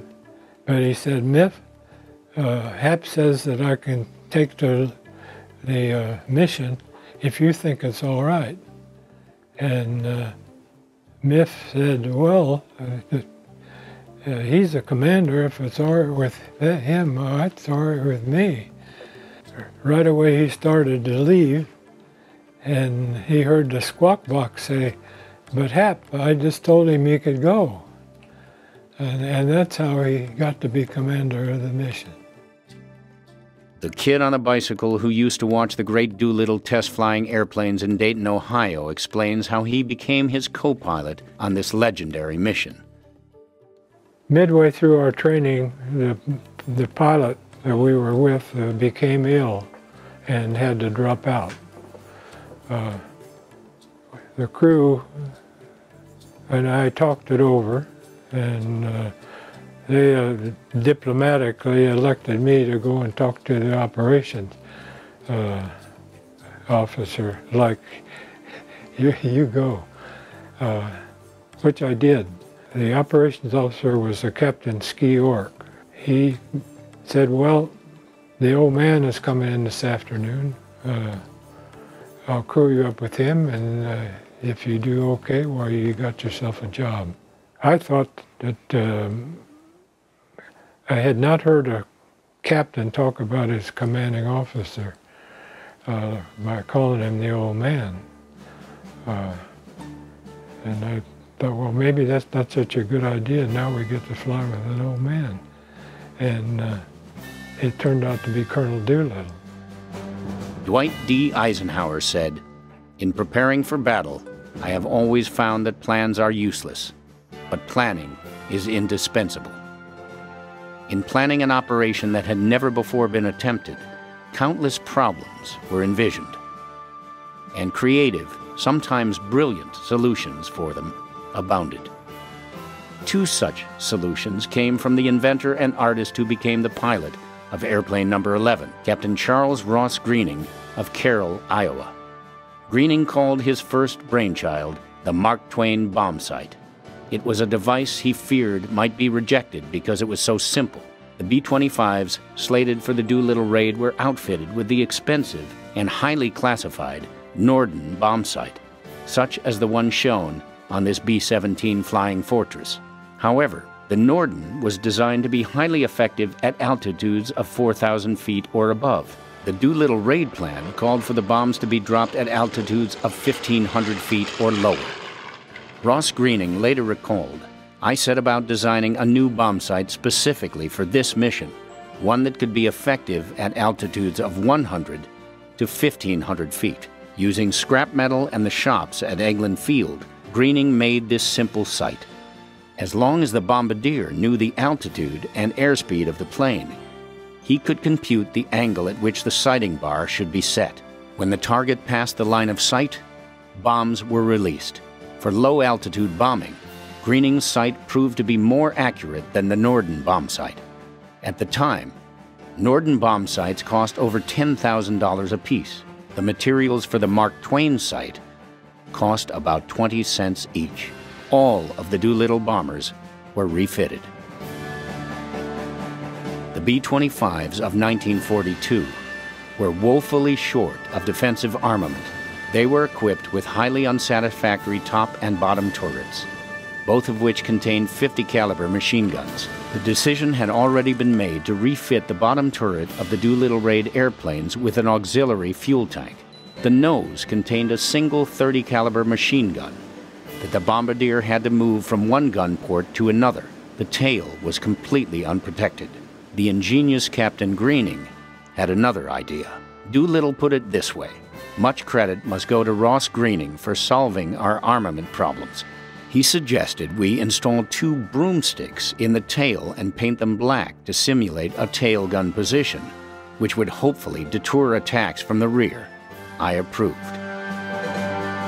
So this critical mission, which required 16 B-25s, 2 aircraft carriers, 8 destroyers, 4 cruisers, and 2 oilers, was now highly dependent on 20-cent bomb sights and tail sections bristling with 50 caliber broomsticks.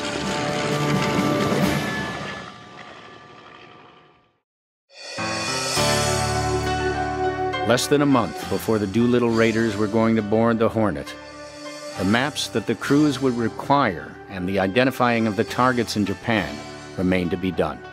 Tom Griffin was the navigator on airplane number 9. It just happened that I got a bit of a break, I guess you'd say. Another fellow named Davy Jones and I, in early February, were sent up to Washington, D.C. to work with Air Force Intelligence. Now, we worked with 2 men there. They changed the lock on the door, and they were told to just cooperate with us, get what we were asking for, and don't ask any questions. So we spent about 10 days getting all the maps and charts of Japan and China that 20 crews were going to need, and we had to know the exact location of potential military and industrial targets that we might use, so we could know just where to send our boys. Davy Jones and I created all this information, these maps and charts and things, and it happened that Jimmy Doolittle flew into Washington, D.C. that day, picked us up, and we flew down to Eglin Field with our box full of all this secret information that we were going to disseminate on a carrier later. There was one facet of the planned raid that was seemingly beyond Jimmy Doolittle's control: the plan to recover the bombers and their crews in China. The plan was that a plane was to come from Chongqing, the headquarters of the Chinese, land at a field called Chuchao with sufficient gas to gas our planes up so we could take off and fly into interior China. The political and military conditions in China were such that Hap Arnold did not believe he could share the full details of the Doolittle raid plan with anyone in the country without compromising the mission. Well, there was a great reluctance by Colonel Doolittle and the Air Staff members that knew about it, and the Navy officers that knew about what they were hoping to do, to communicate to anybody in China, because they felt that they couldn't be trusted, that there were too many ears and eyes listening and looking at what went on over there, especially on Chiang Kai-shek's staff. And so they decided to keep it as secret as possible, but to make requests for information or for example, having gas available for the aircraft to refuel when they got to China, and also to have a beacon placed at 2 or 3 of the bases, and so that they could home in on it. The aircraft, when they reached the Chinese coast, could home in on radio beacons to find the airport where they could land and be refueled, and then proceed to Chongqing, which was the ultimate destination. On March 25th, Hap Arnold sent General Joseph E. Stilwell, the ranking American officer in China, a message specifying the stocks of fuel that would be needed and the airfields where they should be available. Stilwell responded that, according to the Chinese, Huilin and Chuchao were the only fields safe enough for heavy bomber operations. Doolittle later wrote, "I was not too worried about the apparent misunderstandings in China. I thought any problems would be worked out by the time we left the carrier." However, what would eventually befall the B-25s that made it to China would bear little resemblance to the plan Doolittle believed to be in place when the bombers left the Hornet.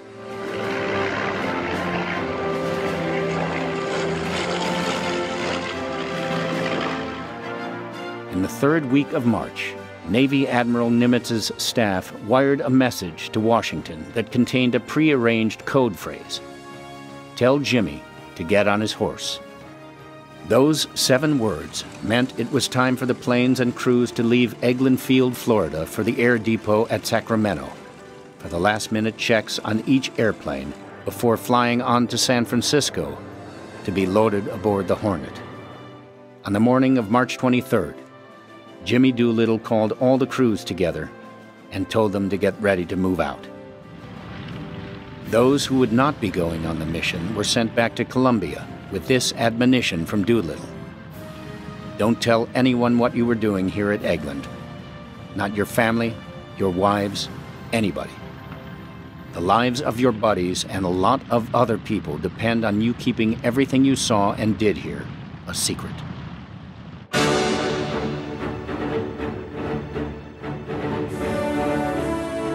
22 airplanes and flight crews had been readied for the mission. Every man who trained to fly the mission was going aboard the Hornet for backup's sake and to ensure the security of the mission.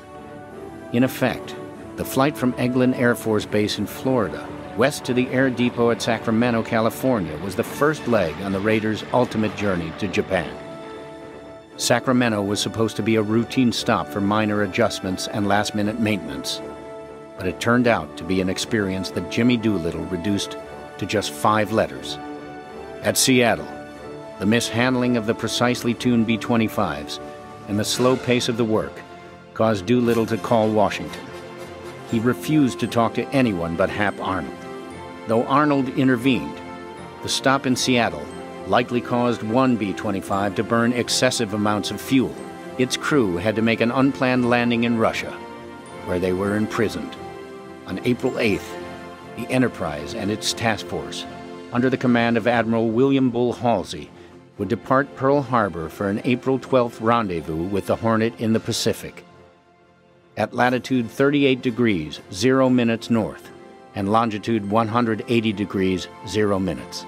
From there, they would try to steam through 1,500 treacherous miles of enemy-controlled waters to get within 450 miles of Japan.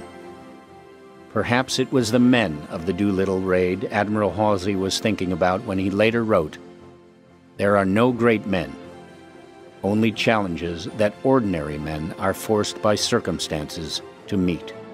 At the time of where this action took place, we were 650 miles out. Having to launch early, right away our fuel became a problem. And our best calculations were that after about 5 hours we were going to run out of gas and we were going to be short of China by about 100 to 150 miles. So I think all of the planes made some kind of a decision. In our plane we thought, well, we're going to be running out of gas. If we see a ship, we'll ditch next to it and they'll take us aboard. And if it's a friendly ship, fine, we'll sail off with them. If it's an unfriendly ship, we each had 45s and we'll pull out our 45s and take over the ship. I was in the back of the airplane. The other 4 fellows were in the front. They were all thrown out to the nose. The pilot and co-pilot were still strapped to their armor-plated seats when they came to in the water. I was knocked unconscious for a little while in the back and sort of came to and could see water running in what I thought was the bottom of the airplane. Well, I finally realized the airplane was upside down. I never believed that it would be possible for a guy to live on rice. But you know, you can live on rice. I didn't think it was possible. I think they were very scared. They tortured them brutally. They would take iron rods and put them behind the break of the knee, and then they would jump on the thighs, which caused, obviously a great deal of pain. Outside, there was a lot of wind, rain, and lightning, and you were going to have to go through that hole into a foreign country, and not having any idea where you were or anything about it. To me, that was the scariest time.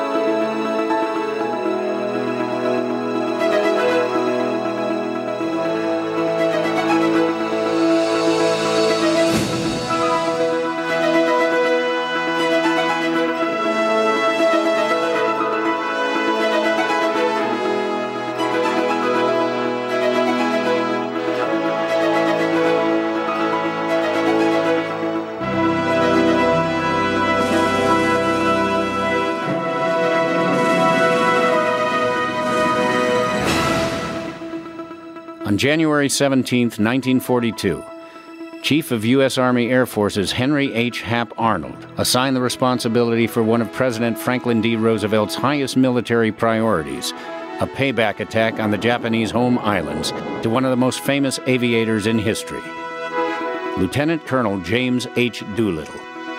In a mere 66 days, Doolittle had identified the airplanes that could be modified to launch a carrier-based attack some 450 miles from Japan,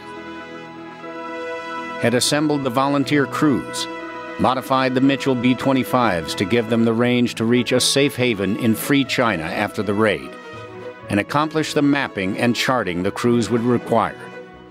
Now on March 23, 1942, Doolittle assembled the men who had been training for the mission at their training base near Fort Walton Beach, Florida. It was time to fly the planes west to the Sacramento, California Air Depot for final adjustments. As he had before, Doolittle offered any man who wanted to the ability to leave the highly dangerous mission without recrimination. None did. You don't take off on a mission like this without a light at the end of the tunnel. We all thought that somehow we'd get out of it. Well, in the training in Florida, we were always flying just above the water all the time, right down over the river valleys and between the trees. And then we head stopped all the way across the United States to Alameda, down as low as we could fly. Yeah, I think Bill asked me if I would go as his co-pilot, and I said, well, of course. Somewhere along the line, they interject the thing that it was a suicide mission. I don't think it was any more of a suicide mission than the guys taking off from England, going over to Germany. It was just signs of the times, and that's the way it had to be. And that's the way it was, and that's the way it was accepted. I'm Gary Sinise, and this is Missions That Changed the War.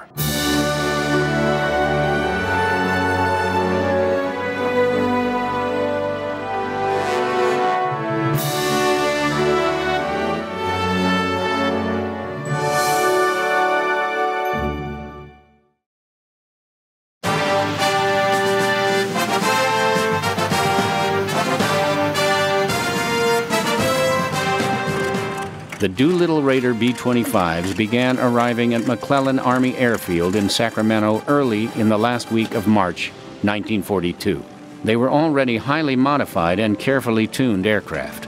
Doolittle arrived at the air depot on March 26th. He made it clear that no one was to tamper with or remove anything from any aircraft.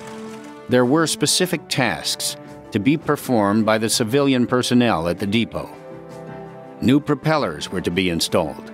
60-gallon gas tanks, not already installed, were to be fitted where the lower turrets had been removed. New covers had to be fitted for the bomb bay auxiliary tanks. New glass navigation windows were to replace the plexiglass type. Doolittle smelled trouble almost immediately. He wrote, "Despite my pleading, the civilian maintenance crews went about their assignments at a leisurely pace. This naturally made me very angry. I told my crews to stay with their planes and watch the work being done." Ted Lawson was the pilot of Raider Airplane No. 7. In his now famous book, 30 Seconds Over Tokyo, he wrote, "All of us were so afraid that they'd hurt the ships the way they were handling them. Yet we couldn't tell them why we wanted them to be so careful. Yet we all kept beefing until Doolittle got on the long-distance phone, called Washington, and had the work done the way we wanted it done." And he called General Arnold in Washington and told him, in effect, build a fire into these guys for me because they're not answering my feelings for urgency. And well, they got the message from General Arnold directly. But it looks as though at least one aircraft, the one that went to Russia, was the one that had the difficulty with carburetors. The technician that was checking it says these things are way out of whack. They're too lean and they've got to be enriched, and so he changed them. And that apparently is the airplane that had to go to Russia because of fuel overburn. On March 30th, just 2 days before the raiders were due aboard the Hornet, Doolittle said he would be going into San Francisco to have dinner with his wife, Jo. She had been in Los Angeles visiting her ill father. Coincidentally, Doolittle had also received a message to meet that evening with Admiral William Halsey. Halsey recalled, "Our talk boiled down to this. We would carry Jimmy within 400 miles of Tokyo if we could move in that close. But if we were discovered sooner, we would have to launch him anyway, provided he was in reach of either Tokyo or Midway." With a word from General Arnold, the pace of the work of the Sacramento Air Depot picked up. But when an exasperated Doolittle was ready to depart for Alameda to put the planes aboard the USS Hornet, a maintenance officer presented him with a form for evaluating the work that had been done. Doolittle hastily scrawled the word "lousy" across it and stalked off for his B-25. The young officer turned to Doolittle's second-in-command, Jack Hilger, and shouted, "Who does that guy think he is? He's heading for a lot of trouble." "He sure is," Hilger answered. "He sure is." Doolittle had originally requisitioned 24 B-25s for the mission. 2 had fallen by the wayside during training at Eglin Field. 22 airplanes were now bound for the dock at Alameda to be loaded aboard the Hornet.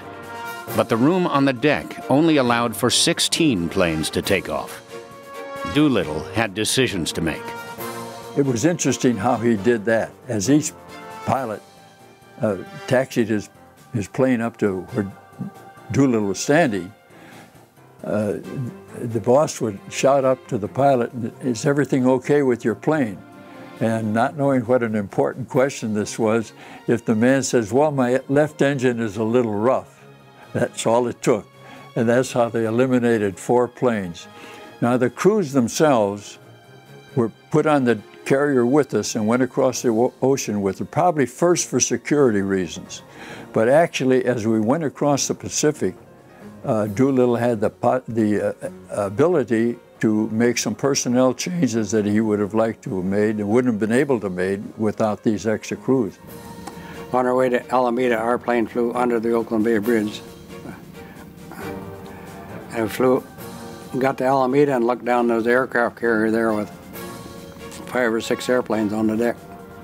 So we landed and taxied right up to the dock, right beside the carrier.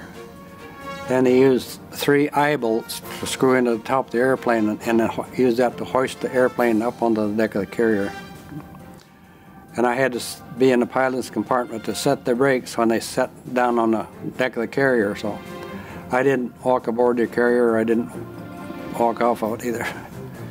Well, as the number of airplanes took up more and more of the deck, it became very apprehensive on how much of the deck was left for us to take off from. But we had taken off from a dry runway in the same distance, fully loaded, at Eglin.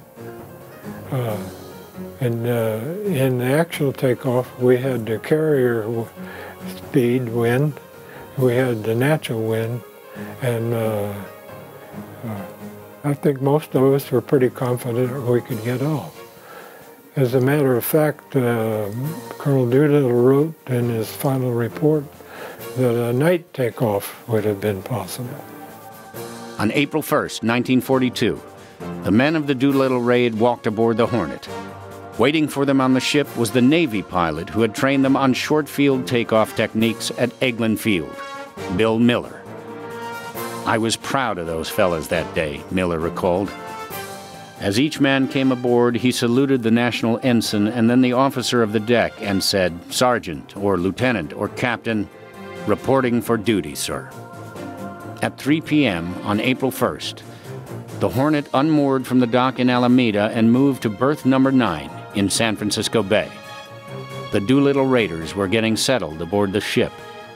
Well, they treated us pretty well. I was an enlisted man, so we didn't have to sleep in the hammocks. They let us sleep in the bunks. Doolittle called the raiders together. After a brief lecture on security, he surprised them by letting them go ashore for the evening. We were told that we could go in, the Doolittle Raider boys, and spend an evening in San Francisco and to meet a boat which would pick them up the next morning at a certain wharf and take us back out to the carrier. So we were very happy about that. And we later learned that the boss, Jimmy Doolittle, went into town and met with Bull Halsey, who had flown in from Hawaii. Halsey was going to be in command of the 2 carriers and 4 of our whole task force. From venues like the Top of the Mark in the Mark Hopkins Hotel, the Raiders could look down and see their B-25s poised for this top-secret mission in the middle of San Francisco Bay. The cover story had been put out that the planes were being taken to Hawaii. The Raiders might not have known exactly what they were headed for, but they were reasonably sure it was not Waikiki Beach.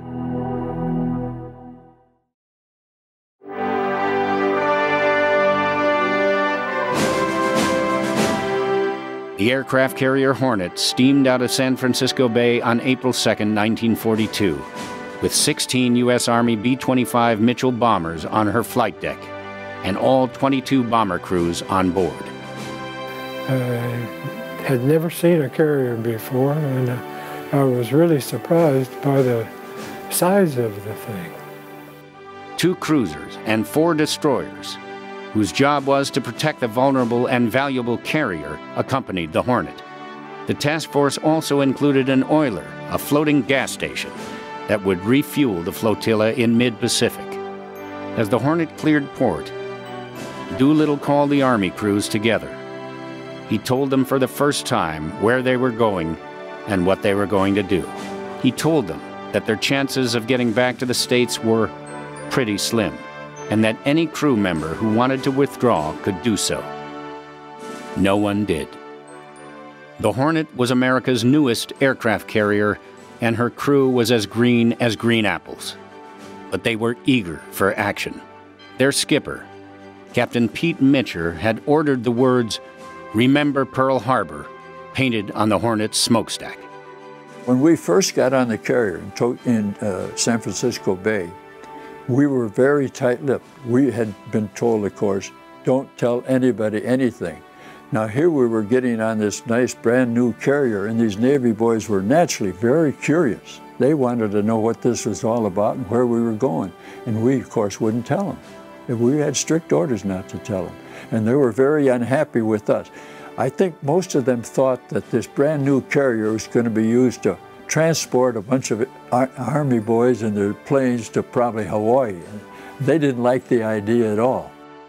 On April 4, 2 days after the task force left San Francisco, the bosun's whistle sounded aboard the Hornet, and Captain Mitcher made an announcement over the ship's loudspeakers. "Now hear this. The target of this task force is Tokyo.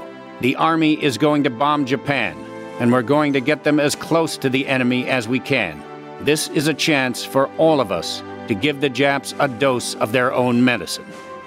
Mitcher's message was sent simultaneously by semaphore Morse code to the rest of the task force. There was wild cheering on every ship. And from that time on, the Navy and we got along very well. The big cheer went up, and they were, of course, very happy to hear what we were going to do. And they got so friendly then that they invited us into their poker games. And most of the Doolittle Raiders took off 18 days later, flat broke. We left our money with the Navy boys.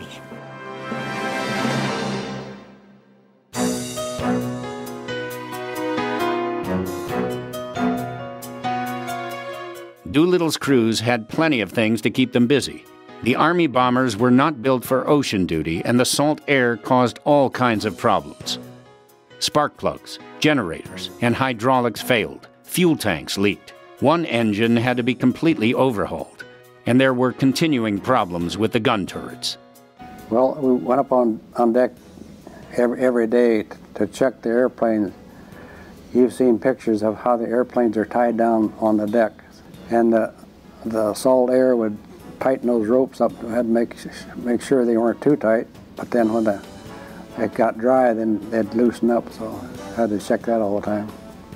And every few days they'd have to take those covers off the engines to run them up, make sure they were running all right. And they had those covers on there to try and keep the salt air from getting to the engines. In the evenings, the bomber crews explored the ship, read books, listened to records, ate ice cream in the ship's mess. The rest of the time we'd go up on deck and to exercise, we'd run the whole circle of the deck. And up and down those stairs, there's a lot of stairs on a carrier. Most of the Army crews had never been to sea before, and several of them were seasick for most of the voyage. On April 8th, the aircraft carrier Enterprise steamed out of Pearl Harbor to rendezvous with the Hornet. Admiral William Bull Halsey commanded the Enterprise. 2 cruisers, 4 destroyers, and an oiler accompanied it as well. Enterprise and Hornet would rendezvous in mid-Pacific. From then on, airplanes from the Enterprise would provide defensive air cover for the combined task force as it steamed toward Japan. On board the Hornet, the sailors were edgy. They knew that a single Japanese submarine, a Japanese battleship, or a Japanese carrier task force could put their precious Hornet in jeopardy. The original plan was, if we run into an enemy task force out there and we were within flying distance of Hawaii, we're supposed to take off immediately so that the Hornet's the carrier could get its airplane in the air. Or if we were within distance of Midway, I think it was, that we'd do that. Or if we were within distance of Japan, we'd take off and fly there. If not, then they were going to push the airplanes overboard so that Hornet could get its airplanes in the air. I think this is one of the things that's often missed, is the value of the Hornet at the time was just unimaginable to the Navy, because we had Pearl Harbor, where our fleet was gone, and we were down to very, very few aircraft carriers. And to risk one on a mission like this was just really significant. On April 9th, the day before the Hornet and Enterprise joined up, Allied ground forces fighting on the Bataan Peninsula in the Philippines surrendered to the Japanese Army. The next day, 76,000 American and Filipino prisoners of war began a 60-mile, week-long forced march that would leave 12,000 dead from starvation, thirst, and Japanese brutality. It would be known as the Bataan Death March. As the combined task force made its way toward Japan, Doolittle's B-25 crews were kept busy, but they still had plenty of time to think about the mission that lay ahead. It was not a suicide mission in the sense that everybody knew they were going to be lost. There was a one-way trip for them. None of them ever felt that way as far as I know. They were following their leader. And that leader, if he could do it, we could do it. And that's why he was in the #1 airplane. No, we did not consider it a suicide mission.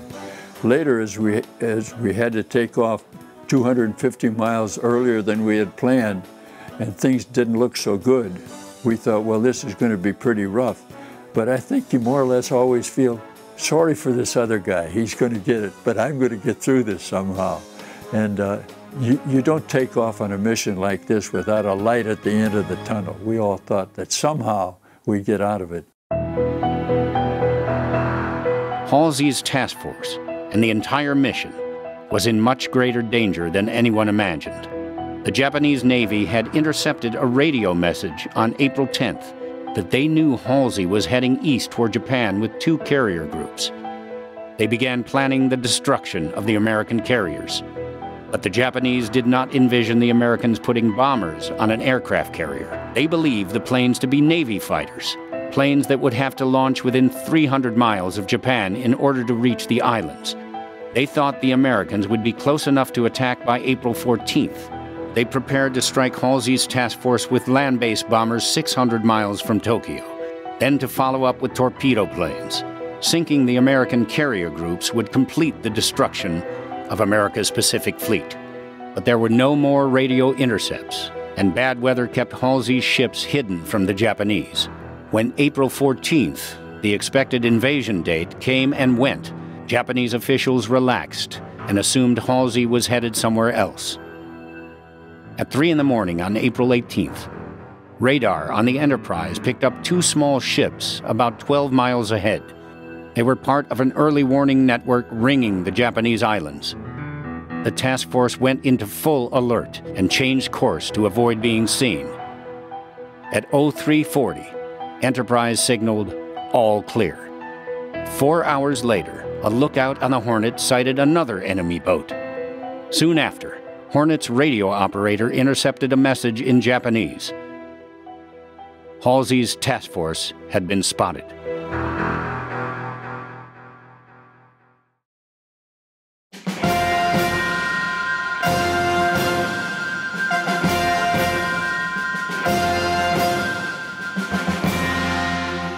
April 18, 1942 dawned bright and clear in Tokyo.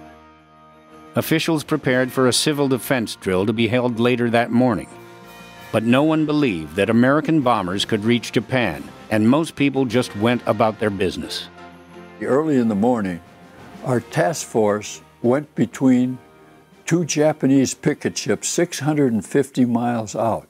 Actually, they were fishing vessels equipped with radios to report just the sort of thing they saw that morning. 2 carriers and 4 cruisers heading for Japan. And before they were sunk, our people realized that they had been able to radio into the main islands of Japan that this task force was heading for them. Halsey wrote, "Although we were 600 miles from Tokyo, instead of the 400 that we had hoped for, the fact that our task force had been reported left me no choice.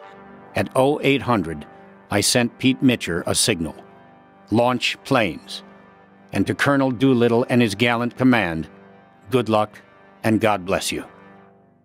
Halsey ordered the cruiser Nashville to sink the Japanese picket ship, the Nito Maru. In rough seas, Nashville's crew fired 924 6-inch shells, but scored just 1 hit on the picket boat. The Japanese raised a white flag, and their ship promptly sank. Early in the morning, most of us were probably below deck. We could hear the guns going out. And then almost immediately, it seemed like they announced over the speaker that Army pilots man your planes. So they had to pack up our bag and get up to the airplane as soon as possible. Like everybody else, it was around, I think, 6 o'clock when we got up. Some of us were down in having breakfast. The first real notification was when the Nashville opened up on the Nito Maru. I, for one, wanted to make sure that I arrived at the airplane before Colonel Doolittle. Well, I was a second lieutenant and he was a lieutenant colonel, and I didn't want to get verbally lambasted for being late.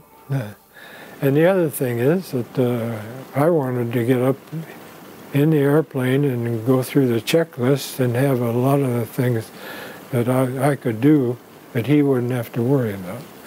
We're pretty much in takeoff position when Colonel Doolittle came. Doolittle called all the crews on deck and went over their instructions one more time. He offered the men one more chance to step down. There were no takers.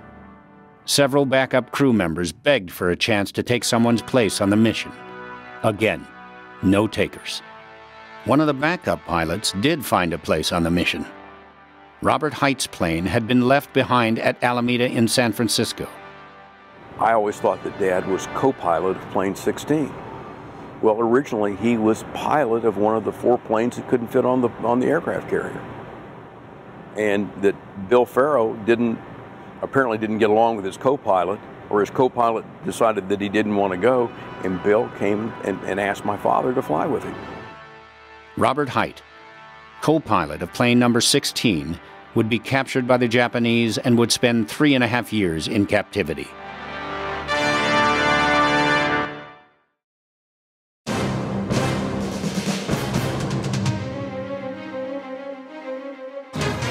Mitchell turned the Hornet directly into the wind and ordered full speed ahead. Well, the weather was the ocean was very, very rough. Water was coming up over the deck of the carrier. Launching early meant the planes would have farther to go and need more fuel, but their fuel tanks were already full. After I got in the airplane, they handed me up a dozen 5-gallon cans of gasoline. Then before we got to Japan, they used the gasoline out of that turret tank first. Then I was able to dump the gasoline out of the dozen cans into the turret tank. Then I used a crash axe to cut a hole in each end of the empty cans, and I kicked them out the window. I did that so they would sink immediately instead of leaving a trail across the ocean from the direction we'd come. Doolittle's plane was the first to take off. It was at the start line, brakes locked, engines running at 8:20 that morning. The Navy signalman was twirling his flag to give him the signal when to take off. He'd run the engines up full power, and the signalman could tell from the sound of the engines when they were at full power. So then, when the bow of the carrier was at the lowest spot, closest to water, he dropped to the deck and flung a flag forward, and that's when they're supposed to start rolling. Then by the time the airplane got to the end of the bow, or the top of the bow, the bow of the carrier was as far as from the water as it could be, so that gave them that much distance between the water and the bow of the carrier. I was in plane number 9. There was probably 200 feet or more of clear deck ahead of us, but each one of us were pulled up to that same line. We all had 400 feet to take off.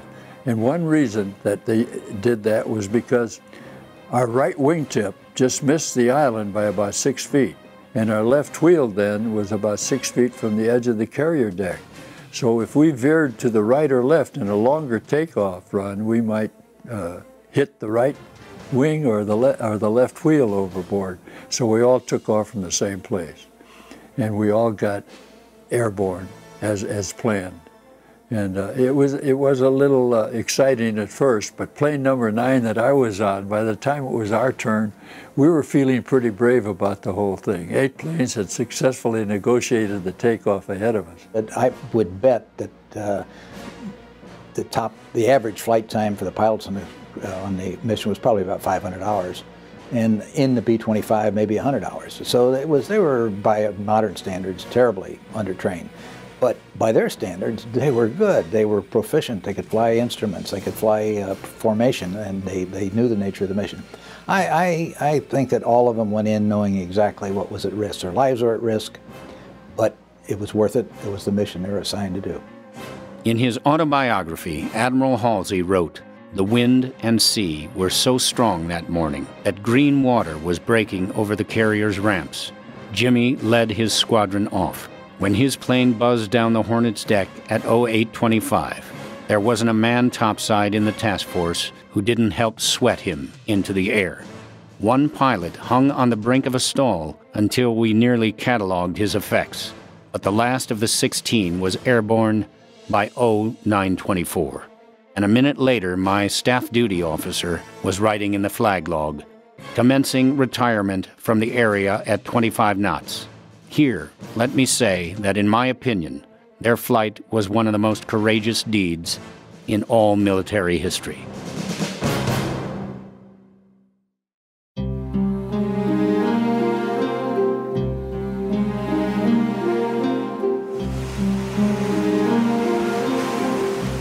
When the aircraft carrier Hornet turned into the westerly wind to launch the bombers, it pointed almost directly at Tokyo Bay. Now, each plane went in on its own. It takes gas and time to form in formation. So each plane was on its own. We didn't have gas to waste in getting together in formation. So we were about 4 or 5 minutes apart, which meant that in most cases, we never saw another B-25. on that day. Now, well, when we took off 650 miles out, there was a solid overcast and high winds, and as we proceeded towards Japan, about 2 hours, all that cleared up, and we had a nice sunny day. For the rest of the day, way into late afternoon, it was nice and sunny, so we got a big break there. But we went in right on the deck so the radar couldn't pick us up so easily. Flying inbound to Japan, they had no idea of what the Japanese intercept capabilities were. They knew that they had been detected, and so they were obviously cautious. The technique would be to fly low and fast, but the faster you go, the more fuel you use. So they had to compromise in their cruise control techniques to fly a reasonable speed to get them over Japan and subsequently over China. I think that the average pilot flying it was probably exhilarated because it's fun to fly at relatively low levels. And the average co-pilot was probably concerned, A, that he wasn't getting enough stick time, and B, that he had to make sure that the engines weren't getting too hot because he's running the mixtures too lean. The mixture is extremely important when you're trying to get mileage out of your airplane. You don't care anymore about speed particularly, you're caring about getting a distance out of the engines. So they all practice cruise control in that sense. The fuel situation was made even worse by the additional fuel tanks, one in the belly and one over the bomb bay of each bomber. The tanks had been poorly designed and poorly built, and they leaked from every corner and from every connection. On every one of the 16 planes, fuel critical to the mission was leaking away. Once they were off the carrier, the crews faced about 3.5 hours of flying time to Japan. They were barely flying, 150 to 160 miles per hour, just above stall speed. They were flying 15 to 30 feet off the water. As the excitement of the launch wore off, they thought about the mission ahead. Most of the crews agreed that they didn't have enough fuel to reach China. Aboard plane number 9, navigator Tom Griffin calculated just how far their fuel would take them. And our best calculations were that after about 5 hours we were going to run out of gas and we were going to be short of China by about 100 to 150 miles. So I think all of the planes made some kind of a decision. In our plane we thought, well, we're going to be running out of gas. If we see a ship, we'll ditch next to it and they'll take us aboard. And if it's a friendly ship, fine, we'll sail off with them. If it's an unfriendly ship, we each had 45s, and we'll pull out our 45s and take over the ship. Those, you have to have a light at the end of the tunnel, and that was the light we had. Spread out over some 500 square miles of open ocean, the 16 bombers were heading for targets in Tokyo, Yokohama, Yokosuka, Nagoya, and Kobe. The Japanese people had been told that they were invulnerable. Months of victories had demonstrated that destiny, the gods, and military might were on the side of the emperor. Above all, they believed their homeland was safe from attack.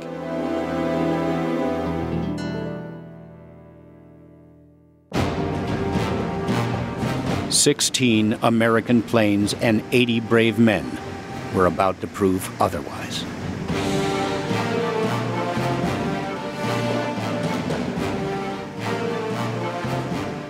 Dick Cole was the co-pilot of plane number 1, which was piloted by Colonel Doolittle. We launched at about 8:20 in the morning. It put us over Tokyo at right around noon. We shored into Japan about 20 miles north. We could see Tokyo Bay, and we turned south and took us on a course over Tokyo, east of the Imperial Palace. We had incendiary bombs, and the reason was that since we were supposed to launch at dusk on the 19th, arrive over Tokyo, drop the incendiary bombs and light up Tokyo so that it would cause a big fire. Also, it would give the following airplanes some kind of a reference to where they wanted to go. But having the lunch early put us over Tokyo in the middle of the day on the 18th. A couple of things that may have helped us. The Japanese had just practiced an air raid exercise. And they had a bomber called the Betty that had two tails. And for the first airplane, we feel that a lot of the people on the ground thought it was one of their airplanes when they saw the B-25. Because we were not jumped by any other airplane.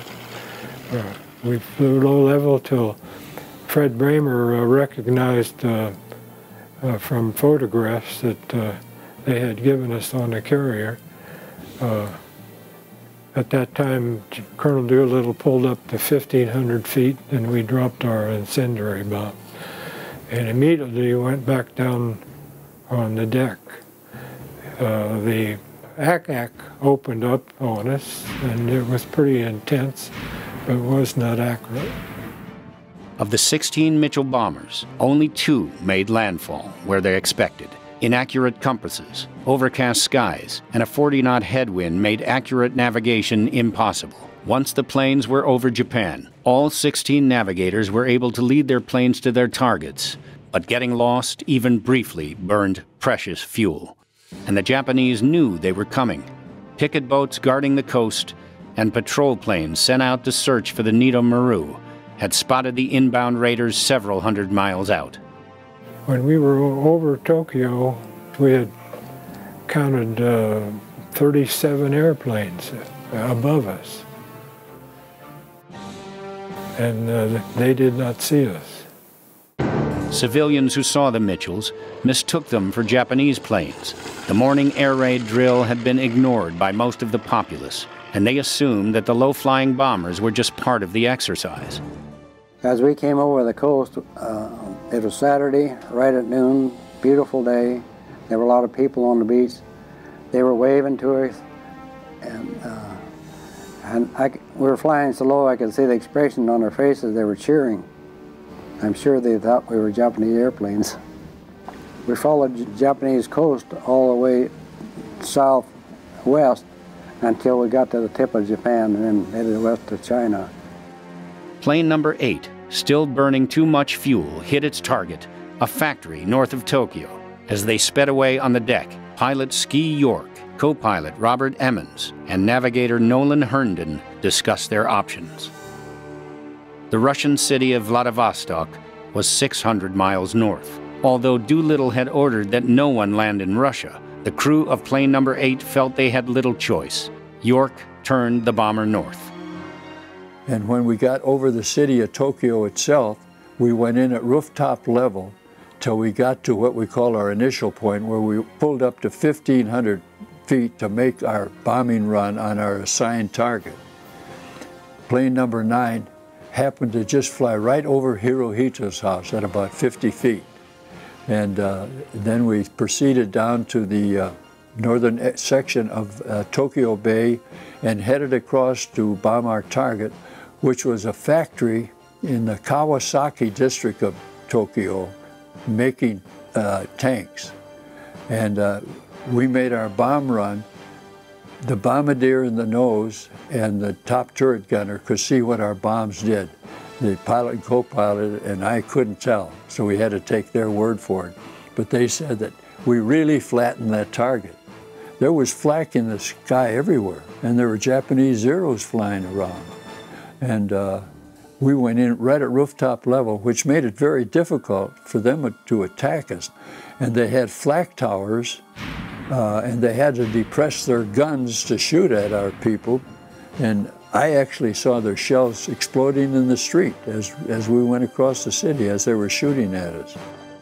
Despite clouds of anti-aircraft fire and swarms of Japanese fighter planes, all 16 Mitchells hit their targets and raced away undamaged. Getting lost on the way in had an unexpected benefit. The bombers hit Tokyo from every possible direction, and the Japanese defenses were thrown into chaos. 15 Mitchells and their crews now headed for China, across the China Sea. Most of them doubted that their remaining fuel would get them there. Behind them, Tokyo burned. Admiral Halsey later wrote, "We had our radios tuned to Tokyo. One of their glibest liars came on and began describing, in English, the wonders of life in Japan.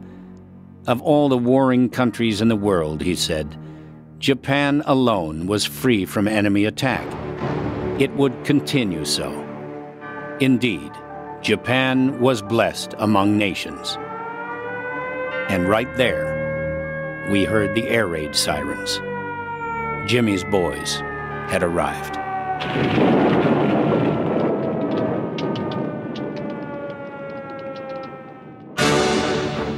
We were captured by the Japanese, and they carried us back to Japan, and so they gave us court-martials and all of that, and they condemned us to death, and then they decided to let us live.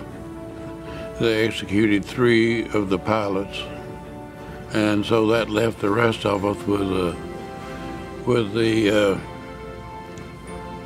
possibility that we could be, later on, could be executed anytime.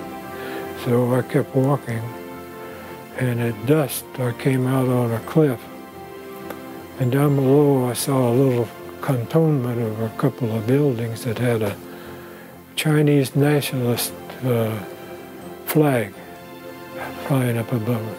On the table was a sketch of on a piece of paper of a 2-tailed airplane with 5 parachutes coming out of it. And the pilot had a deep gash in his left leg and one in his left arm, and most of his teeth had been knocked out. The co-pilot had a gash in his right leg, and I had to use some old dirty rags to try to close up the cuts on the other wounds. So when we knew we were over the rim of the China, we pulled up to 11,000 feet or 10,000 to clear any mountains in that part of China. And then as we ran out of gas, we just bailed out. By the time we got up there going into China, we could not let down. It was nighttime, we were in a big storm, and there were mountains below us. So all we could do was to head into that storm, run out of gas, and bailed out. That's what 55 men bailed out of 11 planes.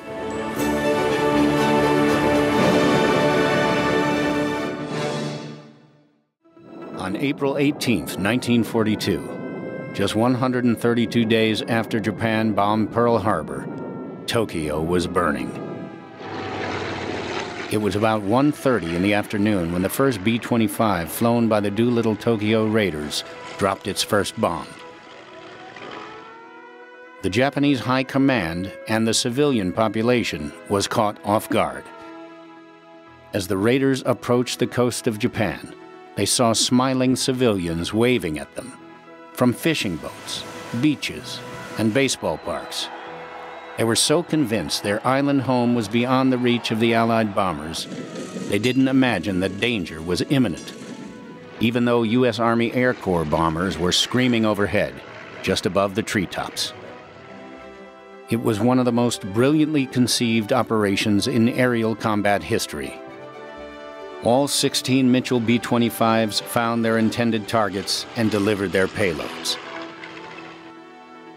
What the enemy did not know was the Doolittle Raiders were nearly 12 hours and 250 miles early for their rendezvous with history. The USS Hornet and the B-25s had been spotted much farther out than their planned launch distance. Early this morning, 80 Doolittle Raiders had scrambled aboard their airplanes, knowing they did not have adequate fuel capacity to reach any safe haven. It was an act of valor rarely matched in modern military history. Before it was over, a despondent Jimmy Doolittle, not knowing the location or the fate of his gallant crews, would sit atop the wreckage of his airplane and predict his own court-martial. He didn't know the raid he had led would play a pivotal role in turning the tide of events in the Pacific in favor of the Allies. That he had, in fact, just completed a mission that would change the war. I'm Gary Sinise, and this is Missions That Changed the War.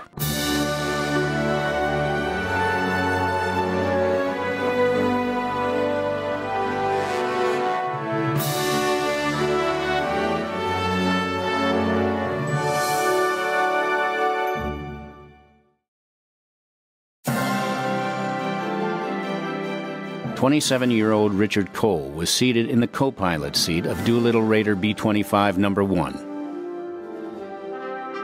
As a young boy in Dayton, Ohio, he used to ride his bicycle to a levee above McCook Army Airfield to watch the legendary pilots of the Army Air Service test flying the leading-edge airplanes of the day. One of those pilots was James H. Doolittle. Now, Doolittle was seated inches away on Dick Cole's left as they lowered their bomber down to rooftop level in Tokyo's western suburbs. They had hit their targets and were hightailing it for a planned landing field in eastern China near Chuchao. We flew low level till Fred Bramer recognized from photographs that they had given us on the carrier. At that time, Colonel Doolittle pulled up to 1,500 feet, and we dropped our incendiary bomb. And immediately went back down on the deck. The ACAC opened up on us, and it was pretty intense, but was not accurate. We flew maybe 100 miles south at low level, and not wanting to turn toward China, and alert them of the possibility that they would recognize where we were going. And we turned on a southwest heading and flew open water, just strictly by magnetic navigation. But they had been bucking headwinds since they had left the carrier. With the extra distance they had been forced to fly, they did not have the gas to make landfall. Then, the weather began to change. It had been severe clear over Tokyo, but now the ceiling was dropping and the wind was swirling. By the time they reached Yakushima, on Japan's western coast, visibility was down to 600 feet.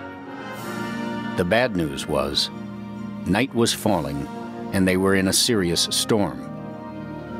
The good news was, the headwind was now a 25-mile-per-hour tailwind. It just might provide enough push to get them to the China coast. Tom Griffin was the navigator in airplane number 9.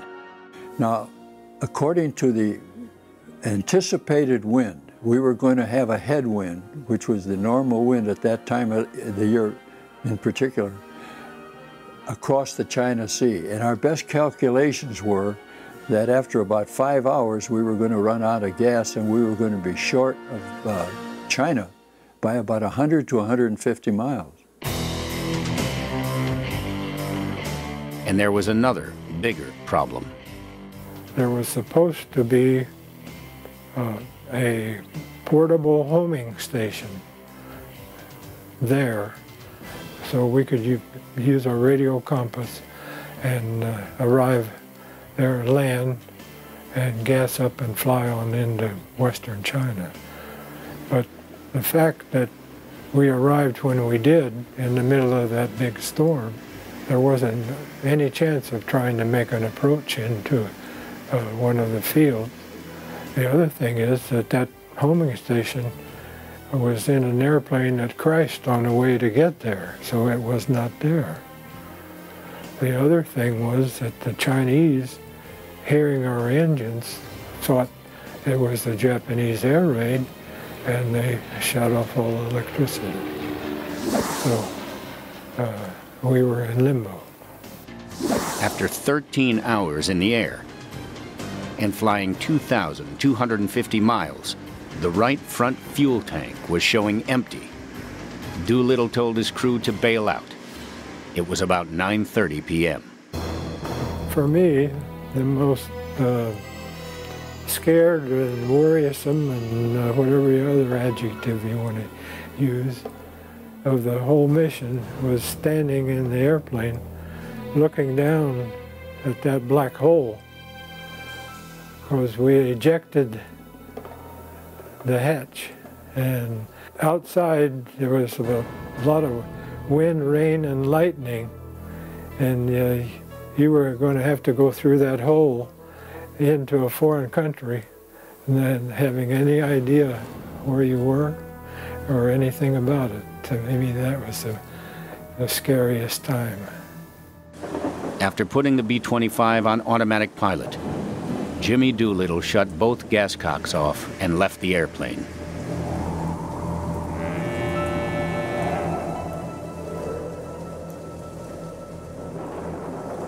He landed in a rice paddy in a sitting position. He was neck deep in night soil. The Chinese had been for centuries, nurturing their crops and fertilizing their crops with what they called night soil. This is human waste and animal and human waste to fertilize their crops. Following a cold, wet night, an elderly farmer he had met on the road took Doolittle to a local Chinese military headquarters. There were some tense moments when Doolittle refused to surrender his sidearm to the soldiers, but he eventually convinced them he was an American ally, and they began to help him. At about 9 p.m., airplane number 7 was nearing an island off the coast at Sangchao. Pilot Ted Lawson thought he could spare the crew the risk and trauma of bailing out by effecting a controlled landing in shallow water. Just about dark, it was raining. Finally spotted some land, and the pilot spotted a strip of beach, and he thought he could land on that beach there. The engines had been running so cool all the time that it stopped at the last second when he was landing, and we had the wheel down, and we hit the water with the wheel down, and it immediately turned us over. I was in the back of the airplane. The other 4 fellows were in the front. They were all thrown out to the nose. The pilot and co-pilot were still strapped to their armor-plated seats when they came to in the water. I was knocked unconscious for a little while in the back and sort of came to and could see water running in what I thought was the bottom of the airplane. Well, I finally realized the airplane was upside down, and the plexiglass on the turret had shattered, and that's where the water was coming in. So then I was able to open the escape hatch on the bottom of the airplane and crawl out there. By that time I got out of the airplane, the other 4 fellows were already up on the beach. In one of the countless acts of Chinese heroism performed in the wake of the Doolittle raid, the resistance leader operating in the area helped Thatcher create bamboo pallets so the injured could be transported. We found out later that the Japanese landed 65 Jap soldiers on that spot where we crashed, came looking for us, but we had a head start on them, got across the island. Airplane number 15 had scored a direct hit on the steelworks in the northeastern part of Kobe. It was making its way to the Chinese coast at Sanmen Bay as the weather closed in. It was nearly 9 p.m. The left engine was backfiring, and the right one was generating very little power. The pilot, Donald Smith, had decided on a water landing about 400 yards offshore. It went well. There were no injuries. In the roughly 8 minutes that the plane remained afloat, the engineer-gunner Lieutenant Thomas White scrambled to recover some critically important tools. Thomas White was not an average gunner.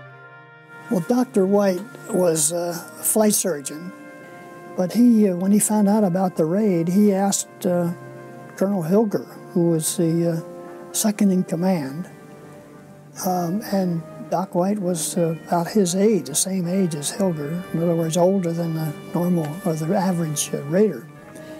And he said, well, I'd like to go on the raid.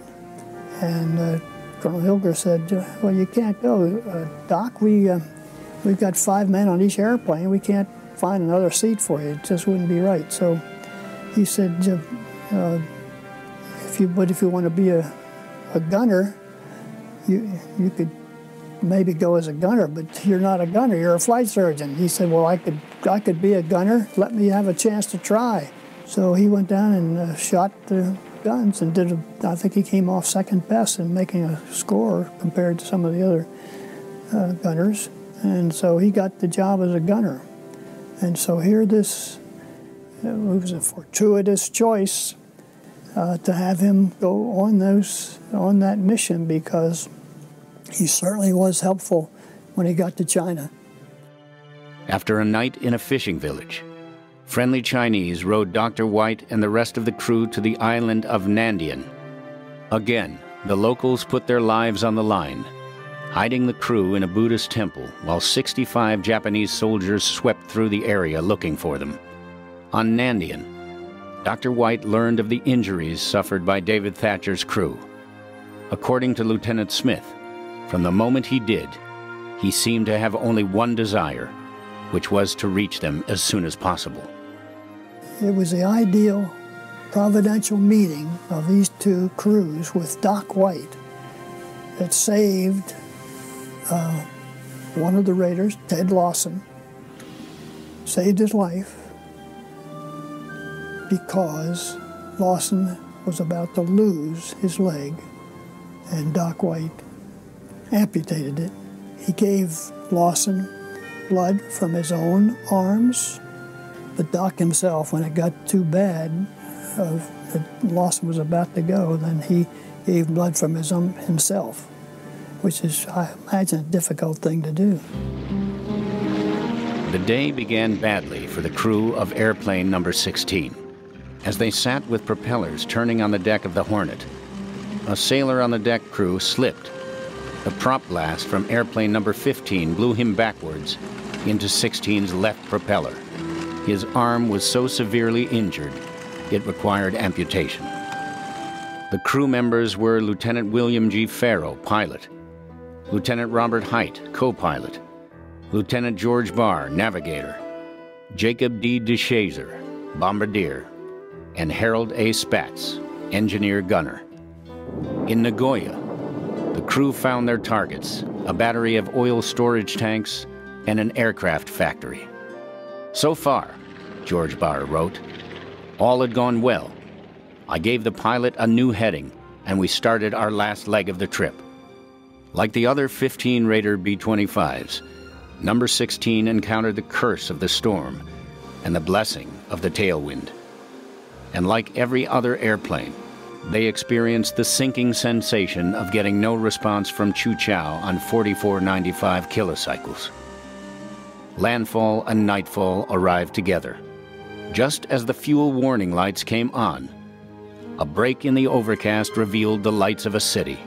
Navigator Barr quickly figured it was Nanchang. They were over an area believed to be in Japanese control. There was no choice now.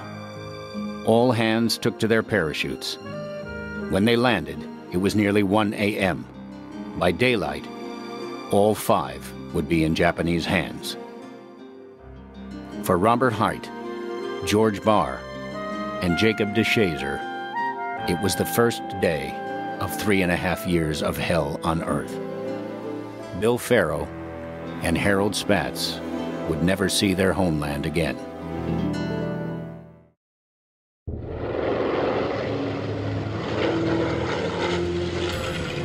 Targets for airplane number 3 were industrial buildings and docks on the east side of Tokyo. Once again, the 20-cent bomb site designed by Ross Greening at Eglin Field performed flawlessly. Number 3, which was nicknamed Whiskey Pete for pilot Bob Gray's Pinto pony back in Texas, made its run for the Chinese coast. At 10 p.m., flying in thin overcast, both fuel gauges registered empty. The crew went out in the usual order: engineer, followed by the bombardier, then the navigator, and the co-pilot. The pilot left last. Jacob Manch, the co-pilot, spent a cold night in driving rain his parachute gathered about him. For 2 days he wandered, trying to find a railroad the raiders were told operated in this part of China. On the 3rd day, tired, hungry, and scratched by thick briars, he sat waist-deep in a stream. Suddenly, the thicket parted, and a smiling Chinese man with several companions confronted him. With sound effects and hand gestures, they indicated they knew where Manch's plane had crashed.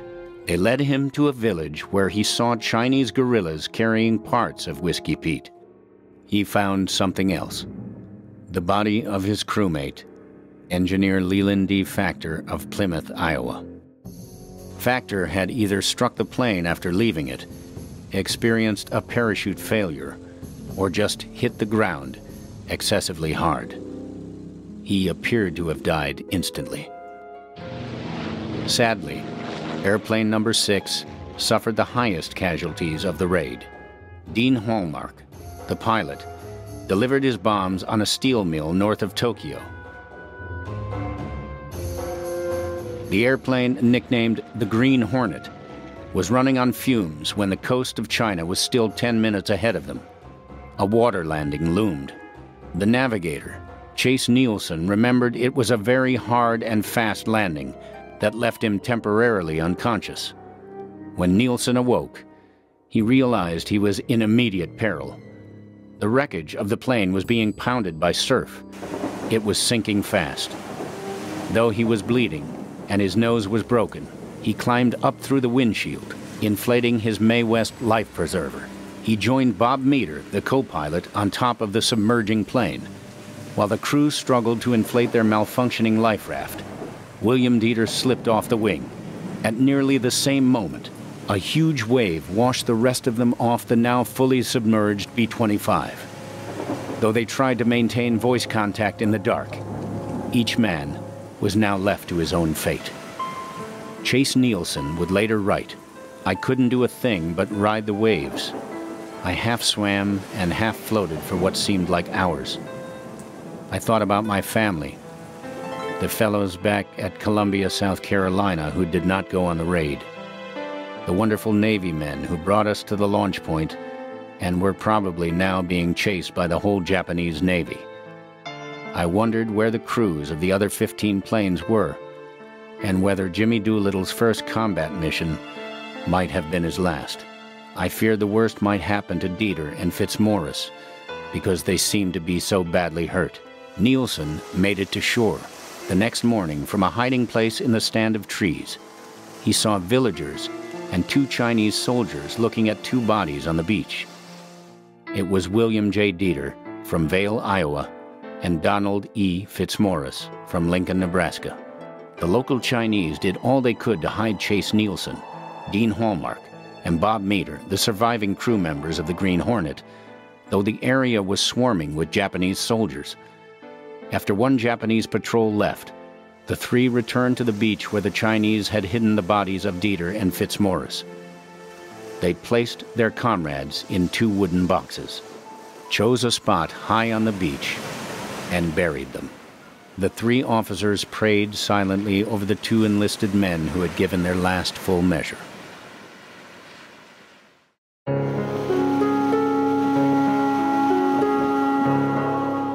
I bailed out and left Colonel Doolittle. He was the last one out. My chute opened properly, and looking down and to get the ripcord, I pulled the thing so hard that I gave myself a black eye. I was fortunate that my chute drifted over a pine tree, and I ended up about 12 feet off of the ground. So it was like jumping in a feather bed. It was raining very hard, and so I pulled part of the chute in and made kind of a hammock affair and spent the night in a tree. When daybreak came and I could see the ground, I had a compass and started walking west. And at dusk, I came out on a cliff. And down below, I saw a little cantonment of a couple of buildings that had a Chinese nationalist flag flying up above it. And the only reason I knew it was a Chinese nationalist flag was that the same emblem was painted on the AVG P-40s that I had read about before. Anyway, I walked down there and I was accosted by a young lad, and he took me to a building that was empty except for a table. On the table was a sketch of on a piece of paper of a two-tailed airplane with 5 parachutes coming out of it. So I finally got him to take me where he took whoever drew the sketch, which he did, and I walked into this building and it was Colonel Doolittle. He is the one who had drawn the sketch. I said, "Boy, am I glad to see you." But Doolittle was far from happy. He recalled the days after the crash landing. When the soldiers found our plane, Paul Leonard and I went to the crash site to see what we could salvage. There is no worse sight to an aviator than to see his plane smashed to bits. This was my first combat mission. I had planned it from the beginning and had led it. I was sure it would be my last. As far as I was concerned, it was a failure, and I felt there could be no future for me in uniform now. Even if we had successfully accomplished the first half of our mission, the second half had been to deliver the B-25s to our units in the China, Burma, India theater of operations. My main concern was for my men. What had happened to my crew probably happened to the others. As I sat there, Paul Leonard took my picture and then, seeing how badly I felt, tried to cheer me up. He asked, "What do you think will happen when you go home, Colonel?" I answered, "Well, I guess they'll court-martial me and send me to prison at Fort Leavenworth." Paul said, "No, sir. I'll tell you what will happen. They're going to make you a general, and they're going to give you the Congressional Medal of Honor. Colonel, I know they're going to give you another airplane, and when they do, I'd like to fly with you as your crew chief." It was then that the tears came to my eyes. It was the supreme compliment a mechanic could give a pilot.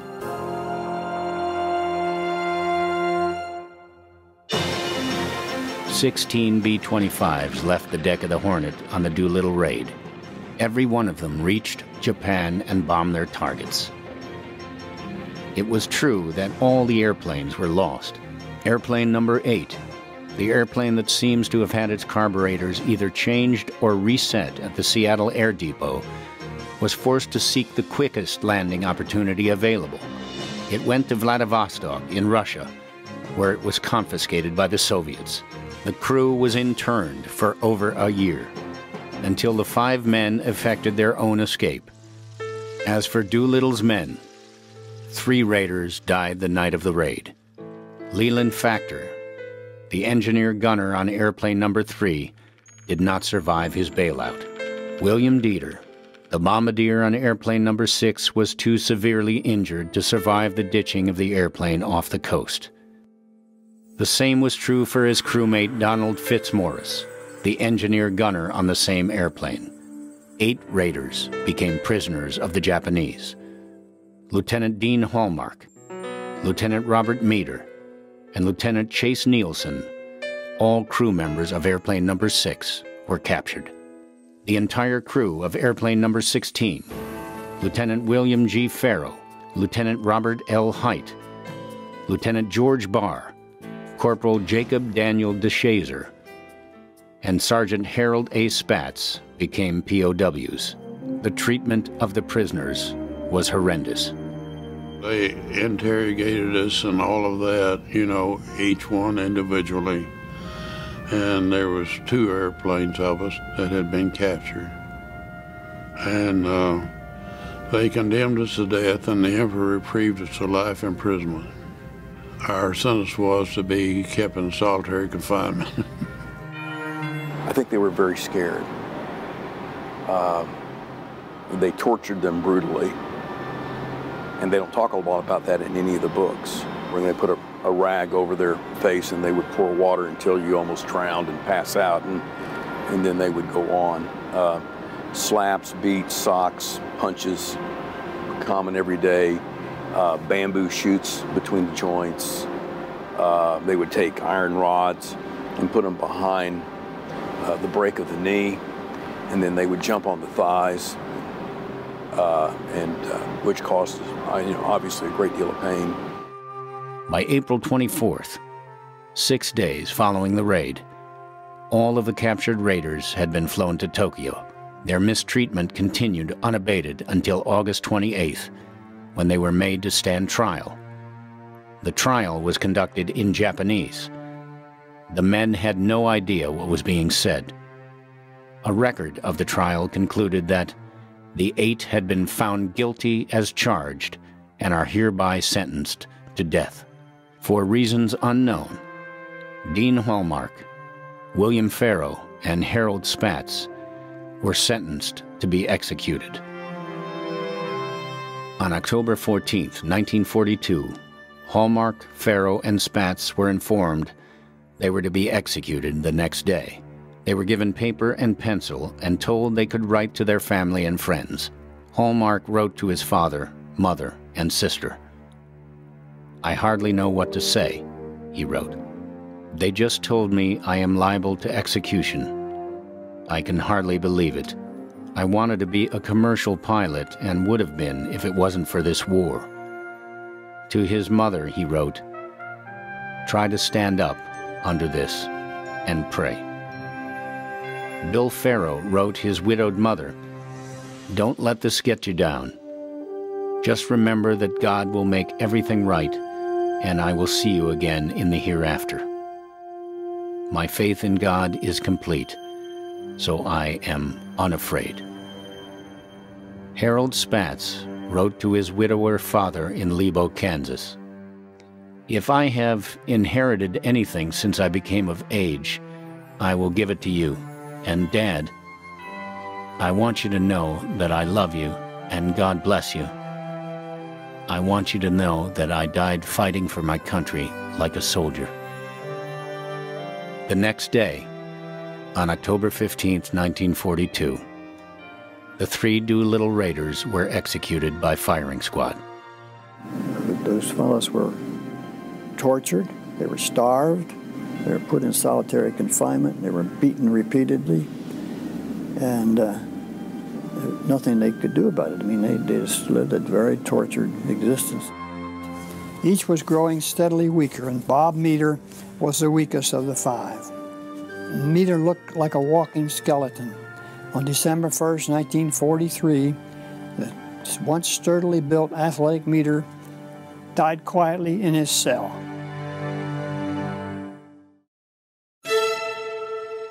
The Japanese were completely incensed by the Doolittle raid. They had been concerned that such a raid might originate in China.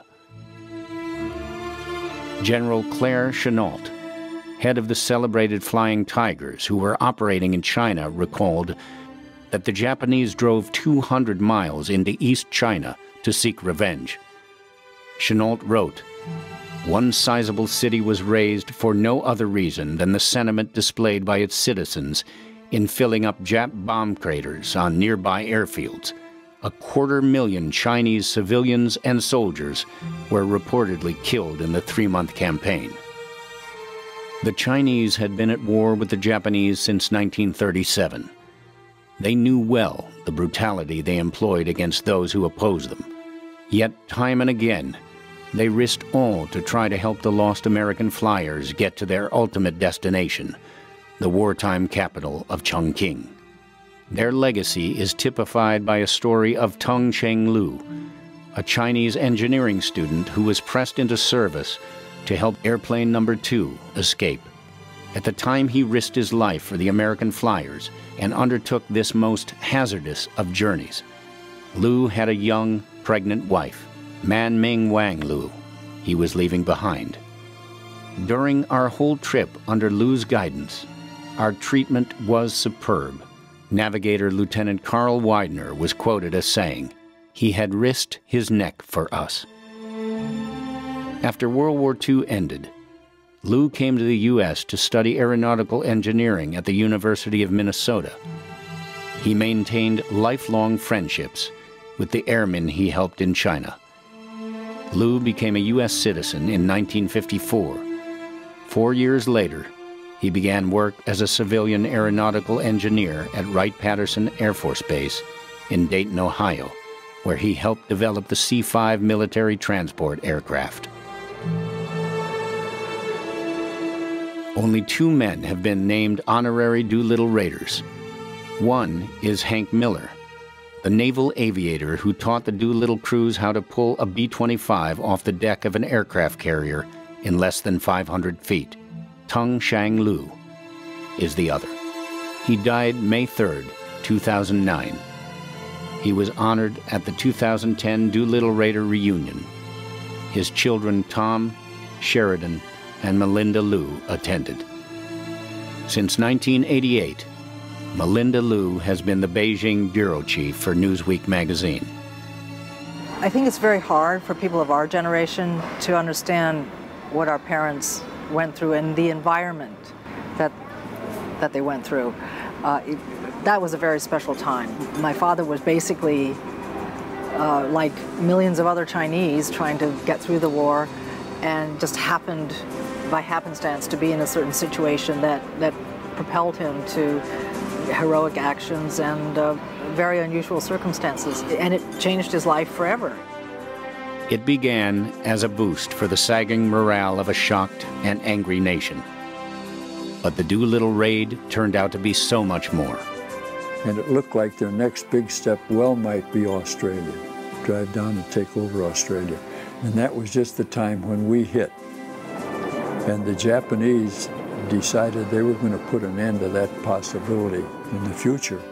And 6 weeks after our raid on Japan, they got together a huge fleet and headed across the Pacific. They had 4 carriers, they had cruisers and battleships, and they were going to take over Midway first, possibly Hawaii next.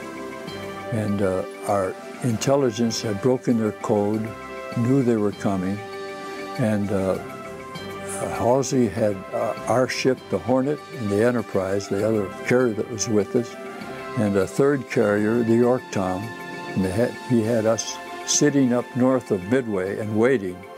And when the Japanese struck Midway, we flew down there, and the rest is history, what happened. Our Navy boys sunk all 4 of those carriers, and it was a tremendous victory for our side. And from that time on, if you analyze the Pacific War, instead of being on the offensive everywhere, they were back on the defensive until we were just within easy striking distance of Japan in the summer of '45.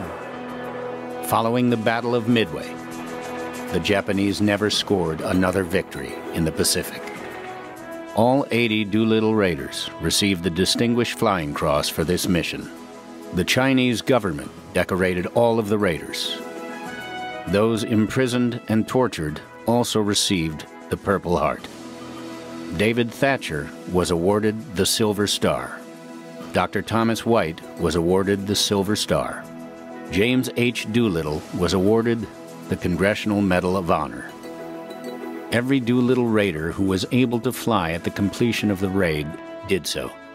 And so I went back overseas with the 1st Air Commando Group that made the aerial invasion of Burma later on in 1944. I came back to Billings on furlough for a couple of weeks, and then went to MacDill Field to Tampa, Florida, and began training in B-26s, which is a twin-engine bomber with a single tail. And then we were flying submarine patrol between Oran, Algeria, and on the coast of Spain until about the middle of April 1943. Then we moved up to the front, and we were bombing the Italian and German forces until I finally chased them out of North Africa. I was on 26 bombing missions over there. And we all got 2 weeks leave before we went to our new group. In my case, it was that B-26 group at Harding Field, Louisiana. Captured. This happened in the summer of '43 on the 4th of July. Now, we had a whole big flight of B-26s, and we flew over to Sicily, and they hit us big time. And down we went.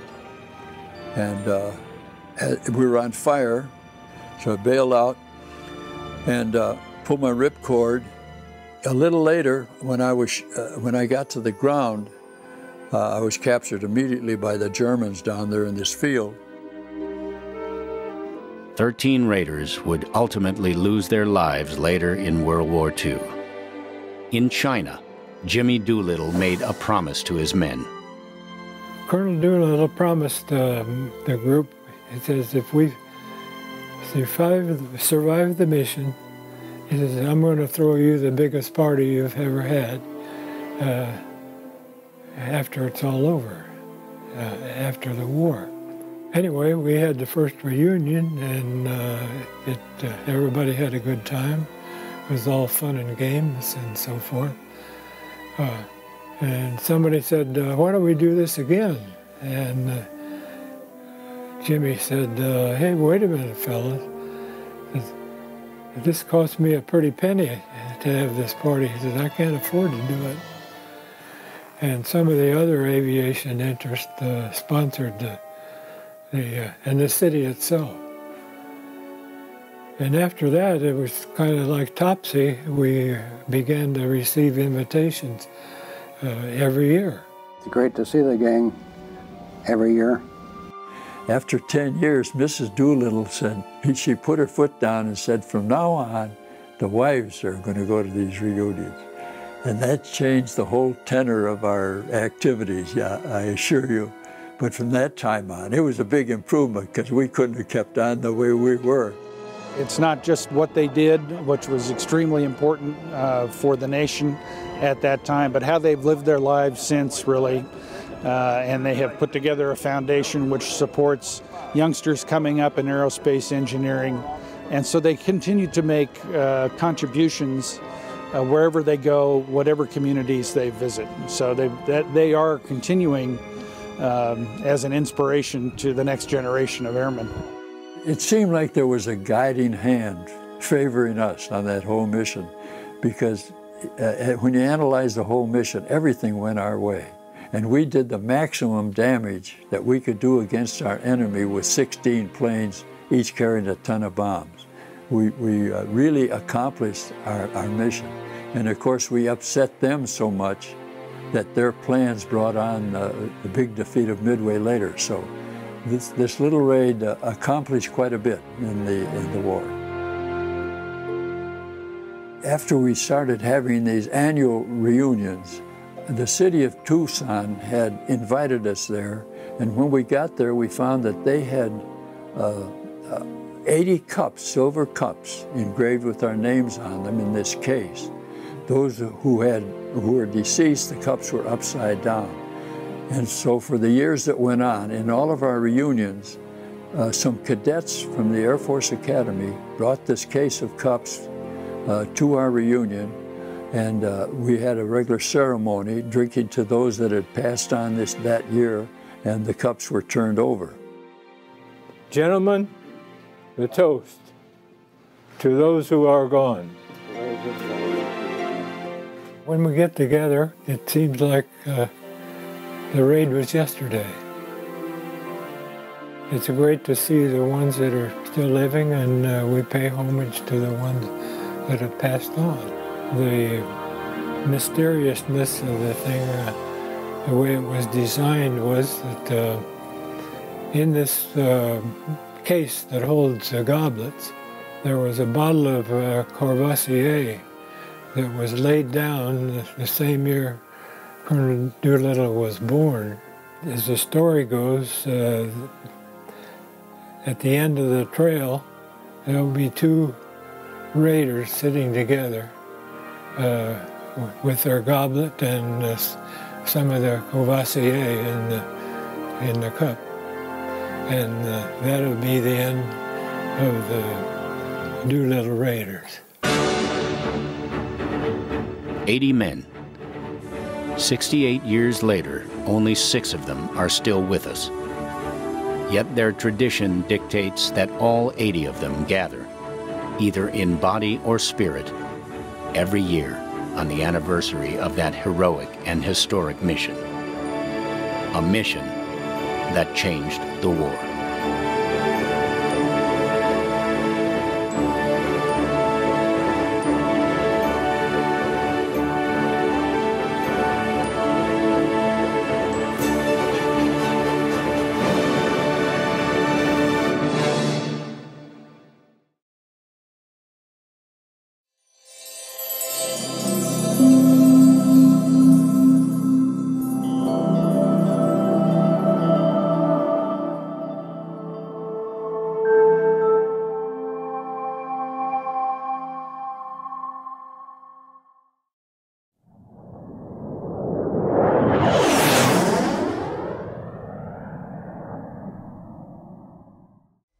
If you enjoyed this video, please remember to like and subscribe. And as always, thank you for watching.